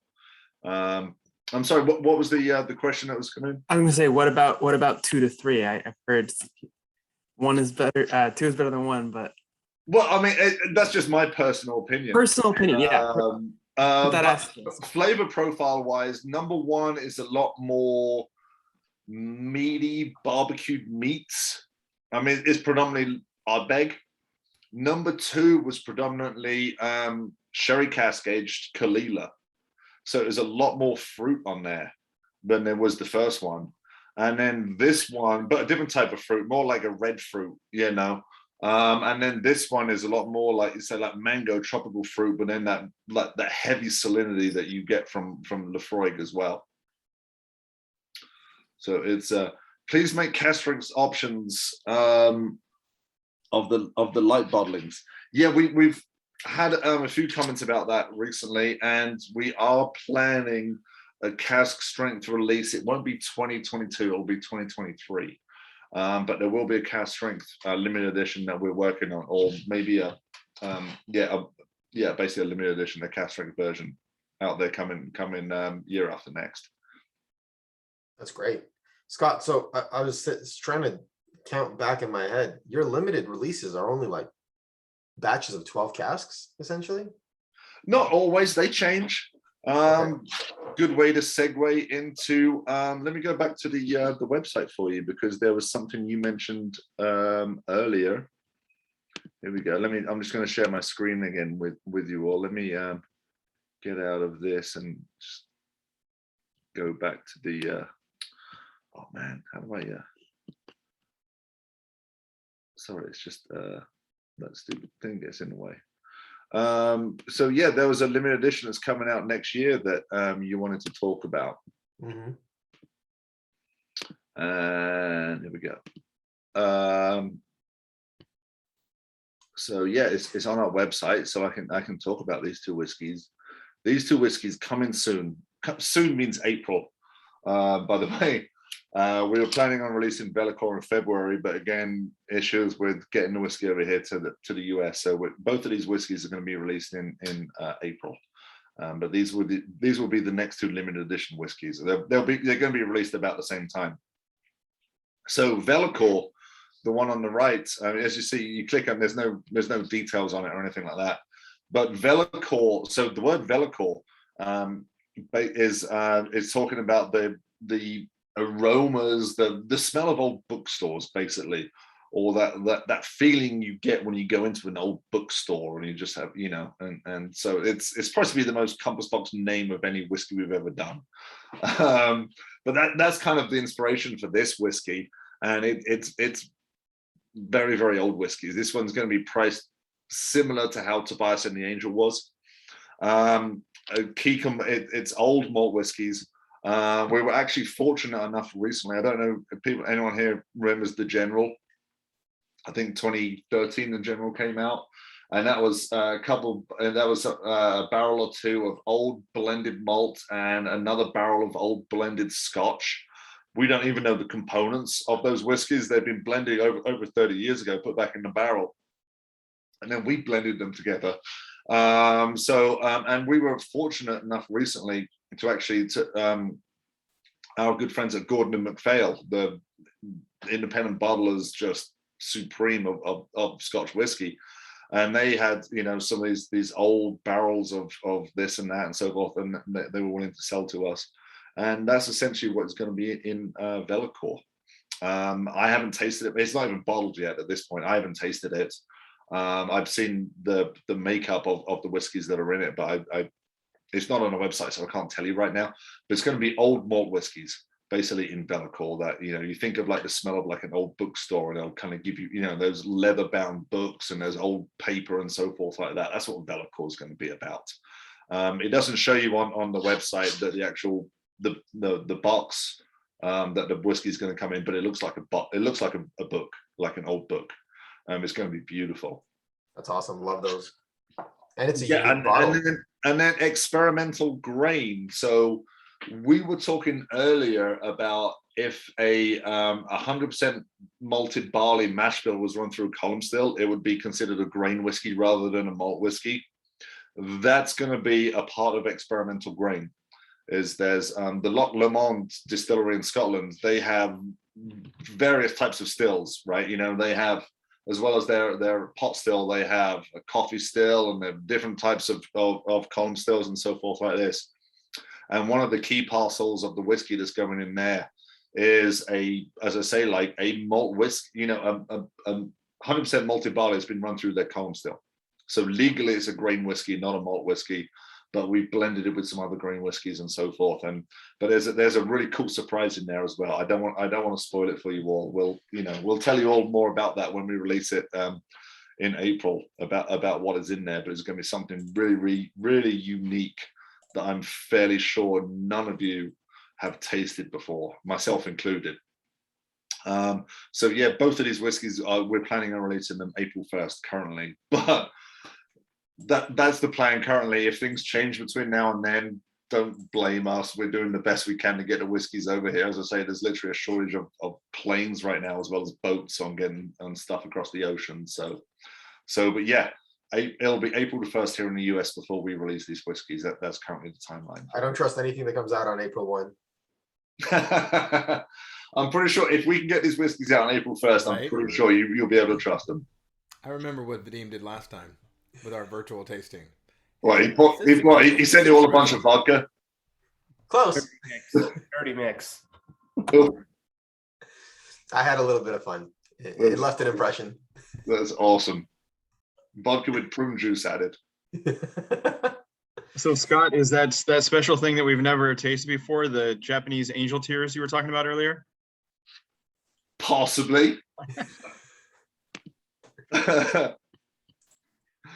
quick thing, I want to say thank you to you for spending the evening with us. I usually do this before the last round, but I was so enjoying it that I forgot. But everyone, please turn on your cameras, and hopefully you have a little bit in your glass.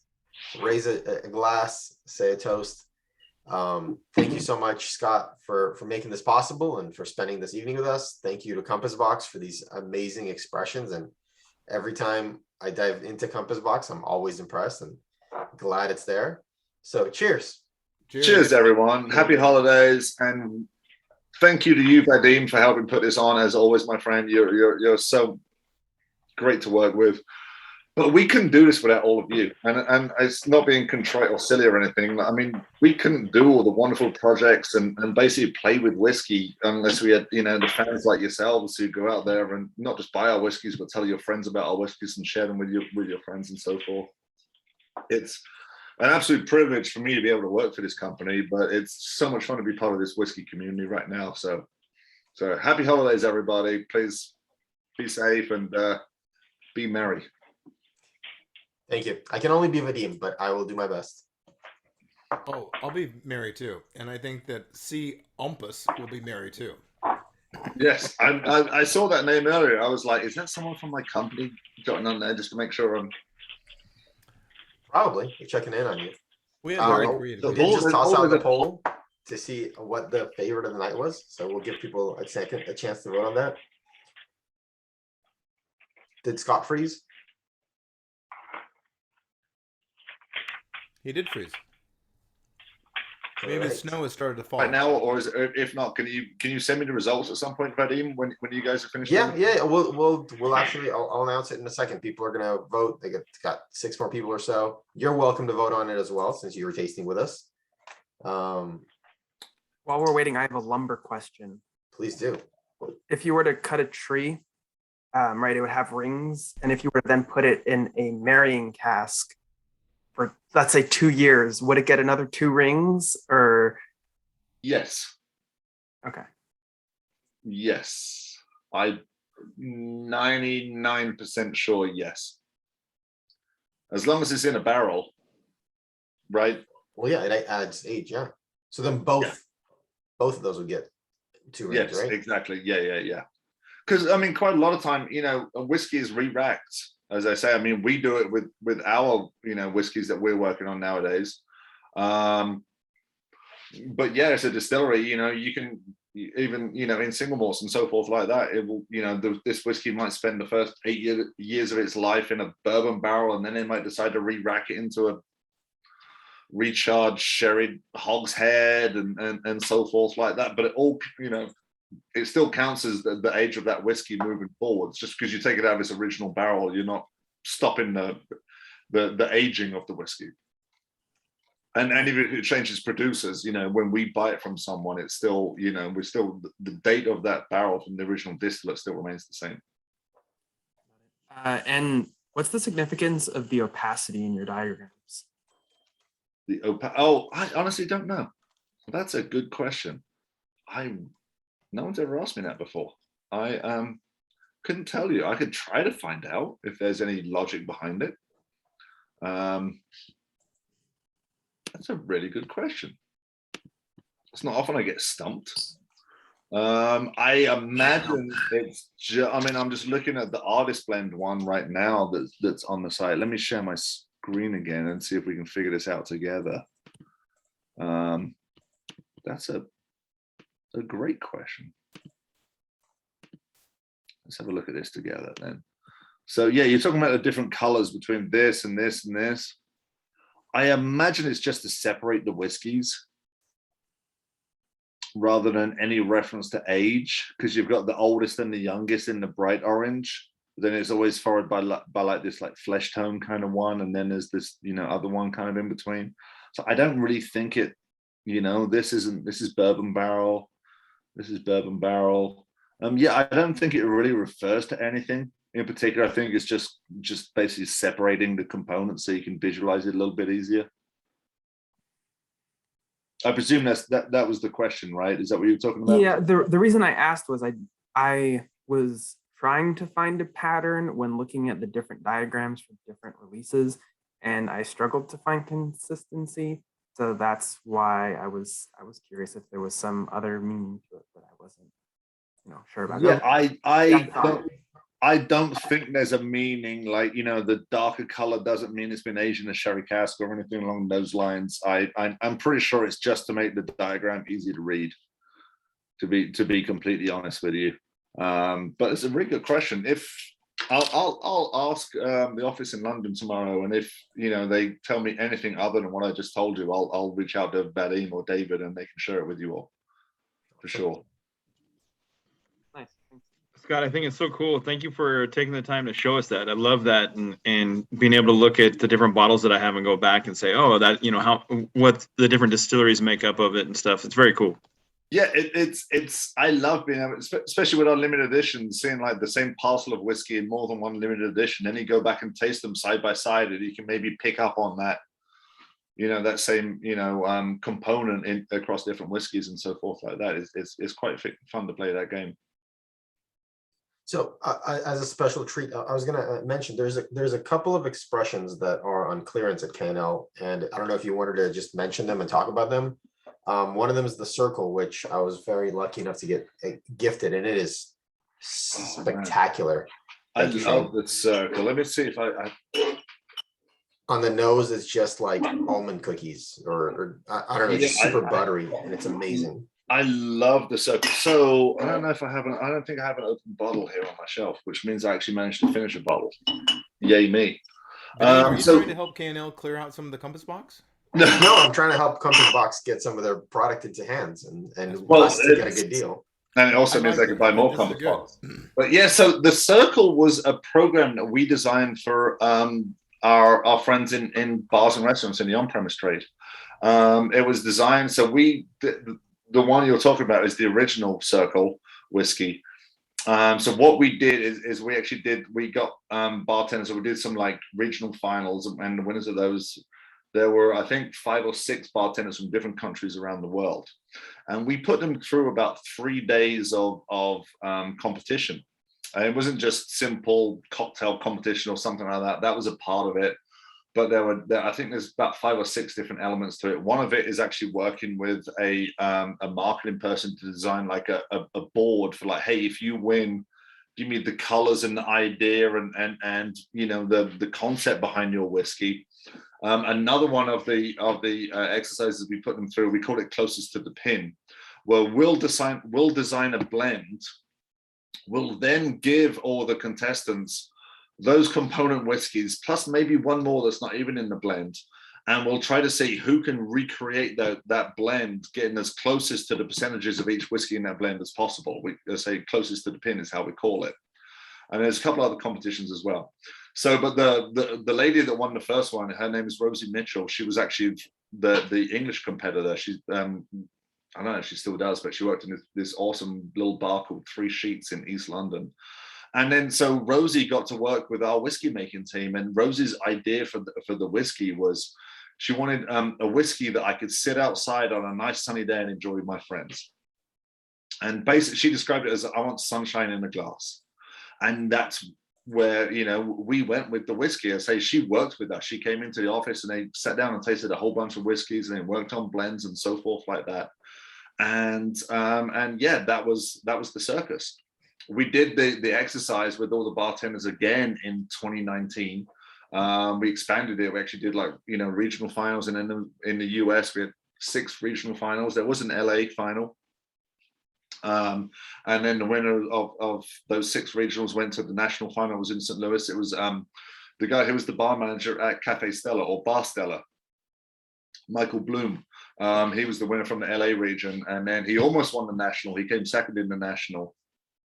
But anyway, again, we had 6 finalists in London, and again, it happens to be the English version. I swear to God, this is not fixed. I promise you, full election integrity. But it was the English competitor who won again, Manny. And we were planning on releasing that whiskey last year in the summer of 2020, but obviously it didn't make any sense to release a whiskey in last year when bars and restaurants are basically closed. So the Circle number 2 will be coming out this summer. Again, I haven't tasted the whiskey. I know the concept behind it. I can't really speak about it right now because we haven't put it on our website. But yeah, there will be a Circle number 2 coming out later on this year for sure. But yeah, but we absolutely, as soon as I was told, it was like, yeah, this was a whiskey for drinking outdoors with your friends on a nice sunny day. And then I tasted the whiskey. We nailed it. I mean, that's exactly what this whiskey is. It's a blended malt. I forget the makeup of it, but it's. I'll tell you right now. This is 79% Tamdu, 15% Klein Leash, 5% Highland Park, and a percent of the of your blend of the Highland. The Highland malt blend, yeah. Yeah, so that's I mean, it's a Tamdu, Klein Leash, Highland Park. You can't go wrong with that. So there's no grain whiskey in that one. No, it's a blended malt. All your limited editions are malt, right? No, no, we do blended scotches and blended grains. We do hedonism limited editions. The most recent one we did was fall of last year. This guy, Hedonism Felicitas. This was to celebrate the 20th anniversary of the company. So that's a blended grain whiskey right there. We've done blended scotches as our limited editions. I'm trying to remember what the most recent one we did as a blended scotch, but yeah, it's we got this wonderful whiskey back here. We did this is called the double single, and we've done 3 double singles now. The idea here behind a double single is this one malt whiskey and one single malt and one single grain blended together. So legally, this is a blended scotch, but it's only got 2 components in it. But this was, oh my goodness, that is a spectacular whiskey. So yeah, I mean, honestly, like our whiskeys get given classifications. We honestly don't care about classifications. We just make whiskeys. We make, the most delicious whiskey. And if it fits in this category, or sometimes it doesn't fit in a category. And like we came out with Affinity a few years ago, which had Calvados blended in with it. So it was just called a spirit drink. We honestly couldn't care less. For us, it's just all about flavor. The TTB, right? The government regulatory body, they have to put things in these tiny, nice, neat little boxes so they can tax them properly and people can understand them and so forth like that. We just we're kind of narcissists at Compas Box. We just make things we like to drink. And we think if we like it, then other people will like it as well. But that's basically what it comes down to. Is we just basically play around in this lab. If we try to make things that are delicious, and then we just kind of let the chips fall, where they do from there. So yeah, blended malt, blended scotch, blended grain. As long as it's delicious, who really cares in a lot of ways, As long as there's no tobacco spit or something like that in there, we're fine. We're trying to quit that. I added that to one of your samples. You didn't like it? Fortman was that sample. It's actually going back to that. There's quite a famous cocktail book written by a San Francisco bartender in I think like the 1920s, where he actually in one of his recipes he's not talking about hidden dirty little secrets of the industry. In one of his recipes, he's talking about adding prune juice to a bourbon. Okay. It was considered totally fine to do these things, to take this young, harsh whiskey and add prune juice to it to kind of sweeten it and make it look darker. It's yeah. Nowadays we're just like, oh my God, what on earth are you doing? That just sounds gross. But back in the day, it was very accepted. The tobacco spit, I can't speak on. And I don't want to. Bourbon, The Rise and Fall by Fred Minnick. You kind of get these kind of colorful, kind of anecdotal things that happen. Right. I have not heard Jordan ask this question. So, Scott, and you might have answered this before, but I forget. So, what brought you to Compas Box, and what were you doing before? What's your history? What's your kind of your background? We're kind of curious because you've been a great ambassador for Compas Box. Thank you. You're too kind to start off with. So coming out of university, I wanted to work in the financial industry, the financial markets. And I did that for 2 weeks and I hated it. And I quit and I got a job in a bar in London. and my dad wasn't too happy with it. But so yeah, for until around about 20, so that was 97. So for the next 13 years, I basically bounced around. I moved to the States shortly after that, but I just worked in bars and restaurants. It was fun. It was a great lifestyle. You know, you get to basically party and get paid for it at the same time. And then I started getting a little too old. You know, you hit like 35 and your back aches after like an 8-hour shift behind the bar, and you realize there's a lifespan on this and it's time to get out. So I started I went and got my like wine credentials and all that, and I started, you know, working for a distributor selling wine and spirits and so forth. And I moved to San Francisco, worked for this wonderful company called Wine Warehouse, which is a, you know, a distributor, and they sell beer, wine, and spirits. And I, you know, was what is this Compass box? What is this Del Maguey? What is this Michter's? What is this Fortaleza tequila? All these wonderful brands they have in their book. And so anyway, I worked for Wine Warehouse for about 5 years. For the last 3 years, I represented just the spirits portfolio up in the Bay Area. And so I got to know John, whenever John Glazer would come to market, or before that, our previous brand ambassador, Robin Robinson, who some of you might know Robin or remember Robin. And I got to know them. I got to know John. I visited John when I was over in London once. And that's when he, you know, I got to make my wedding whiskey, which was ridiculous. I was in there, I made a blend, and John was like, "How many bottles do you want for your wedding? You want what, 2 or 3?" And I was like, "Can I get 6?" And they made my blend in the office, and John shipped me a case of my whiskey to the distributor in California, and I was able to pour my whiskey at my wedding. That was such a cool moment. And so yeah, I just got to know John personally, and then a few years after that, you know, John reached out and said like, "Hey, I'm looking for someone to, you know, represent Compass Box in the Western United States. Are you interested?" And I literally couldn't say yes fast enough. Yeah. So it's like, yeah, it's just kind of proof, you know, going from being a bar back to, you know, 24 years later, here I am representing one of the coolest whiskey brands on the planet for the western half of the United States. I'm very, very fortunate. But yeah, that's pretty much how I got to be where I am. You know, it was, you know, many late nights and many days, you know, and nowadays what used to be, you know, airplanes and hotels and dragging a bag up and down the streets in bars and restaurants and so forth. But yeah, I'm very, very fortunate. Thank you. You're very welcome. I see there's, you like a blend that has Macallan as their main component. That's the rumor. Well, somebody had shared the makeup of Velacor, and that's the number one. Right, yeah, because we put the recipe on the back labels now. Yeah. The no name number 3, there's a recipe. Yeah, so the main component in Velacor is going to be an Old Macallan. So yeah. I haven't tasted the whiskey. I know, you know, the concept, and I've seen, you know, the makeup of the flavor, you know, and so forth.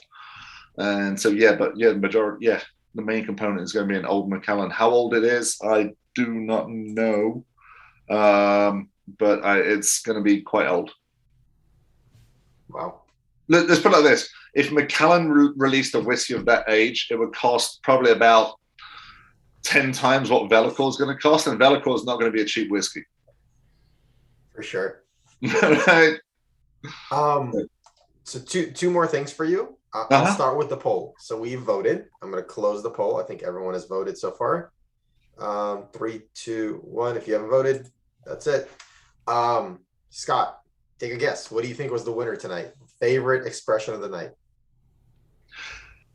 Well, I voted for Magic Cask, so that's what I'm going to go with that one. I was surprised by the results. Check this out. No Name 3 first, Magic Cask 2. Fair enough. So 39%. Yes. I love that Orchard House got a vote. I love that. No Name 3 was first place. Magic Cask was second place. Artist Blend was third, and Orchard was fourth. And I love that. I mean, that's a $35 bottle of whiskey. That whiskey, they're so good, those whiskeys. Artist Blend and Glasgow Blend. That's why I wanted to include them in this tasting, because I feel they're such good whiskeys. And it's not just about the price point and everything, but I feel they're there should be a lot more. We should sell a lot more of them than we do. But that No Name 3 is No Name 3 is fantastic, isn't it? I figured it was going to be between Magic Cask and No Name 3, but I went with Magic Cask just because I think maybe because I haven't tasted this whiskey. Well, to be fair, if I got to vote, I would have voted Magic Cask. So there you go. It would have been tied. There we go. But that's interesting. So the other question I had for you was, do you want to talk about Juvenile at all? That's the other bottle I'm looking at. Happy to talk about Juvenile. Yeah, I don't have a bottle back here. I'm pretty sure. Again, that's one of the few I actually managed to finish at some point. It's one of those pretty ones with the wax top. Yeah, has a wax top. It even has a little bell. Wax top bottles, yeah. Yeah, it has a little bell in the punt of the whiskey as well. Yeah, so Juvenile is the name of a bistro in Paris. It's owned by an Englishman called Tim. He's owned it since the late 80s, I believe, and it's now his daughter, I think, helps run the restaurant with him. Anyway, so John first met Tim early 2000s after he started Compas when it was still just a one-man band, and he was obviously over in Paris, selling whiskey, and he got to talk to Tim, and they both kind of got a similar mindset about just kind of doing things, their own way, rather than, this is the way it has to be, and it's like, well, yeah, but this is cool too. So we've done 3 Juveniles releases in the past, and this last one, Tim basically gave us the spec on how we wanted the whiskey to be, and he wanted it to be, I think the spec was a whiskey that you can either drink as an aperitif or you can pair it with cheese after the meal, and it should be slightly whimsical. So it's just, kind of a fun whiskey in that kind of orchard house kind of way, but it's older whiskey. It's blended malt. Obviously there's Kleinlich in it. I forget what the main component is, but it's Balmena, Balmena distillery, which I've never heard of. Still to this day, there are many distilleries operating in Scotland where 100% of what they do goes to the blenders, which basically used to be the entire industry used to be like that, right? But yeah, still to this day, there are, Tianinic and Dalyuen we use in some of our Highland malt blend. You never hear, very, very rarely will you see like a single malt bottling from those distilleries, and it's almost certainly from like an independent bottler rather than from the distillery itself. And so yeah, but yeah, it's Juveniles. I've never described the flavor profile of a whiskey before as like pears and melons, like a honeydew melon is kind of the flavor profile I get of this whiskey. It's lovely, as I say. John Glaze has long been a fan of you can drink whiskey before a meal, as an aperitif rather than having to, finish the meal with this, big, powerful, robust whiskey, and Asila, which was the second whiskey we ever released, unfortunately discontinued now, was originally designed as an aperitif style whiskey, a lighter, softer style of whiskey. It's an absolutely beautiful whiskey, but yeah, why can you not drink whiskey, as an aperitif? Why does it have to be this end of the evening kind of, and so forth like that? And so, yeah, that's how Juveniles came around. Now, the bottle you're probably looking at, Vadim, is a 700 ml format, because we released Juveniles, I think in 2018 is when we released it. But as of January of this year, the TTB are allowing 700 ml bottles as well as 750 ml. The majority of the world operates on 700 ml. I think it's literally the US, Canada, and South Africa that where you can sell 750 ml bottles. Everywhere else in the world, bottles of liquor are 700 ml. And there were a lot of just industry specific bottlings in Scotch that were just done in 700 ml format that you weren't able to get in the US because you legally could not sell that size of bottle for whatever reason. The size of a bottle, I don't know why the government's got to control that for tax reasons, but it doesn't make a whole lot of sense. So anyway, yeah, they opened that up, and we had these a few cases of Juvenile still sitting around. So we were able to bring them over to the US and sell them as well. And some Flaming Heart, the last Flaming Heart we did in 2018. The same thing, we had some cases still back in London, and we were able to ship those over to the US as well. So there was those 2 whiskeys, Juveniles and the last Flaming Heart. This is the Flaming Heart I'm talking about. Speaking of the Flaming Heart, our friend, your local distributor who we love so much just messaged me during our tasting, and he's willing to do something special for us. Speaking of the Flaming Heart, let me pull this out. He was nice enough to gift me one, and he said he can hook up our group with one of these as well. Flaming Heart, cool. So for the holidays, Do you those need who help sign up lifting for it? this tasting will have a Oh, chance. I'll randomize a chance to win one of these amazing autographed posters. So it's autographed by John Glazer. Let me turn off my background. So a Flaming Heart poster, autographed. You've got it upside down, Vadim. I can see it. There you go. But yeah. So there- yeah, you would have got pretty that. sure that's not a from, stamp. That's actually autographed by the man. Yep. No, 100%. Yep. That's cool. So you I'm gonna take a list of all the names, run a randomizer, and the winner will be responsible for getting this from me. And we can figure it out.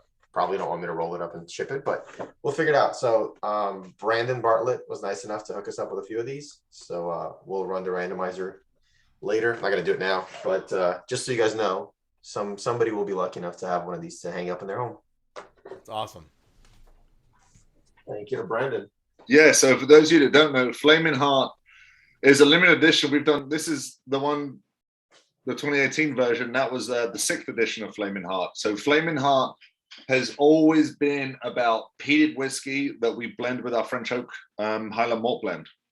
So Flaming Heart will always have Kalila and Kleinleash and our French oak finished Highland malt blend in it, as well as other things. So the recipe changes from batch to batch. But yeah, that's what it's always about peat and French oak. That's the idea of Flaming Heart. And so there are, so we did one in 2012 and one in 2015 and one in 2018. So you might think we're due for another Flaming Heart coming up soon. Well, I know the 10th anniversary was 2011, right? 10th anniversary would have been 2010. Oh, okay. Yeah. So yeah, 10, 12, 15, 18. So. And the 10th anniversary was the first one? No, that was the third one. And yeah, so I mean, 1 and 2, I haven't tasted 1 and 2. They were obviously, I mean, our limited edition runs nowadays, they can be somewhere between 2,000 bottles to 10,000 bottles. Back in the day, our limited edition runs were in the hundreds of bottles. So I don't even know if you could find a Flaming Heart 1 or 2 on auction these days. I mean, if you could, I don't even want to think what the prices be, but yeah. But yeah, so Flaming Heart, yeah, it's always about peat and French oak, and that's the concept. So, but yeah, fingers crossed you might see one on the shelves here in the near future. Awesome. We're looking forward to it. So let's see. I asked all of my questions. Does anyone else have any questions? Because I want to be respectful of Scott's evening and allow him to spend some time with his family when we're done. I got a last question. Myths and legends. What was your favorite from the series? My favorite, I really like number 1. I think number 1 was the Ball Blair, the single malt from Ball Blair. Number 1 was this guy. I just love the fruitiness of it. I think that's probably my favorite of the 3. It's been a while, and I probably need to go back and do them side by side, drink them 1, 2, and 3. But yeah, I remember. Yeah, number 1 was my favorite. And yeah, for those of you who don't remember, so Myth and Legends, that was a series of 3 whiskeys we came out with, each one about busting a myth or legend, around Scotch whiskey. And the first one was that single malts aren't blends. And it was the first ever single malt we've released at Compas Box. And wait a minute, Compas Box, they're blenders. How do they release single malts? Well, it was a blend of malt whiskies from a single distillery. And then number 2, what was the concept behind number 2? It was a single malt. Oh, it was a single malt from Glen Ord. And it was just completely different flavor profile from the distillery releases. That was basically the, I forget exactly what the myth was with that guy. But it was, yeah, that was another single malt. And then number 3 was the myth there was that there are certain distilleries that are too good to blend. That was the myth, and we said rubbish to that. And we blended Highland Park and Talisker and some other of the very prominent malt whiskies together, and made a fabulous whiskey. But yeah, my personal favorite was my personal palate. I either like them light or I like them really peaty. I mean, I like them all the way in between, but my favorites are at the opposite ends of the spectrum generally. And number one was the lightest of the three. So yeah, that was my personal favorite. But again, that's just me. That has no influence over what you might prefer, you know. So it's need to investigate that more. I highly recommend it. Oh, thanks. For sure. Good question. Awesome. Well, Scott, we really appreciate you spending the time. And like I've mentioned very slyly that this is becoming a tradition, and I'm hoping it becomes a long-standing one to have you back every year and taste the latest limited editions with you. I hope so too, and I promise I won't be late next year. I promise. Sounds good. That's fun. This has been absolutely fantastic. Thank you for spending the evening with us. Everyone who's here, thank you for spending the evening with us. None of this would have been possible without you. By no means am I kicking anyone out, but we're going to finish the recording and just relax and enjoy a couple of drams and chat, and give people an out if they need it. But thank you for a fantastic year. Many more to come. So thank you guys. Happy holidays. Thank you for your support as much as anything, seriously, and happy holidays, everyone, for sure. And yeah, same time next year. Sounds good. All right, guys. Take care, everyone. Cheers.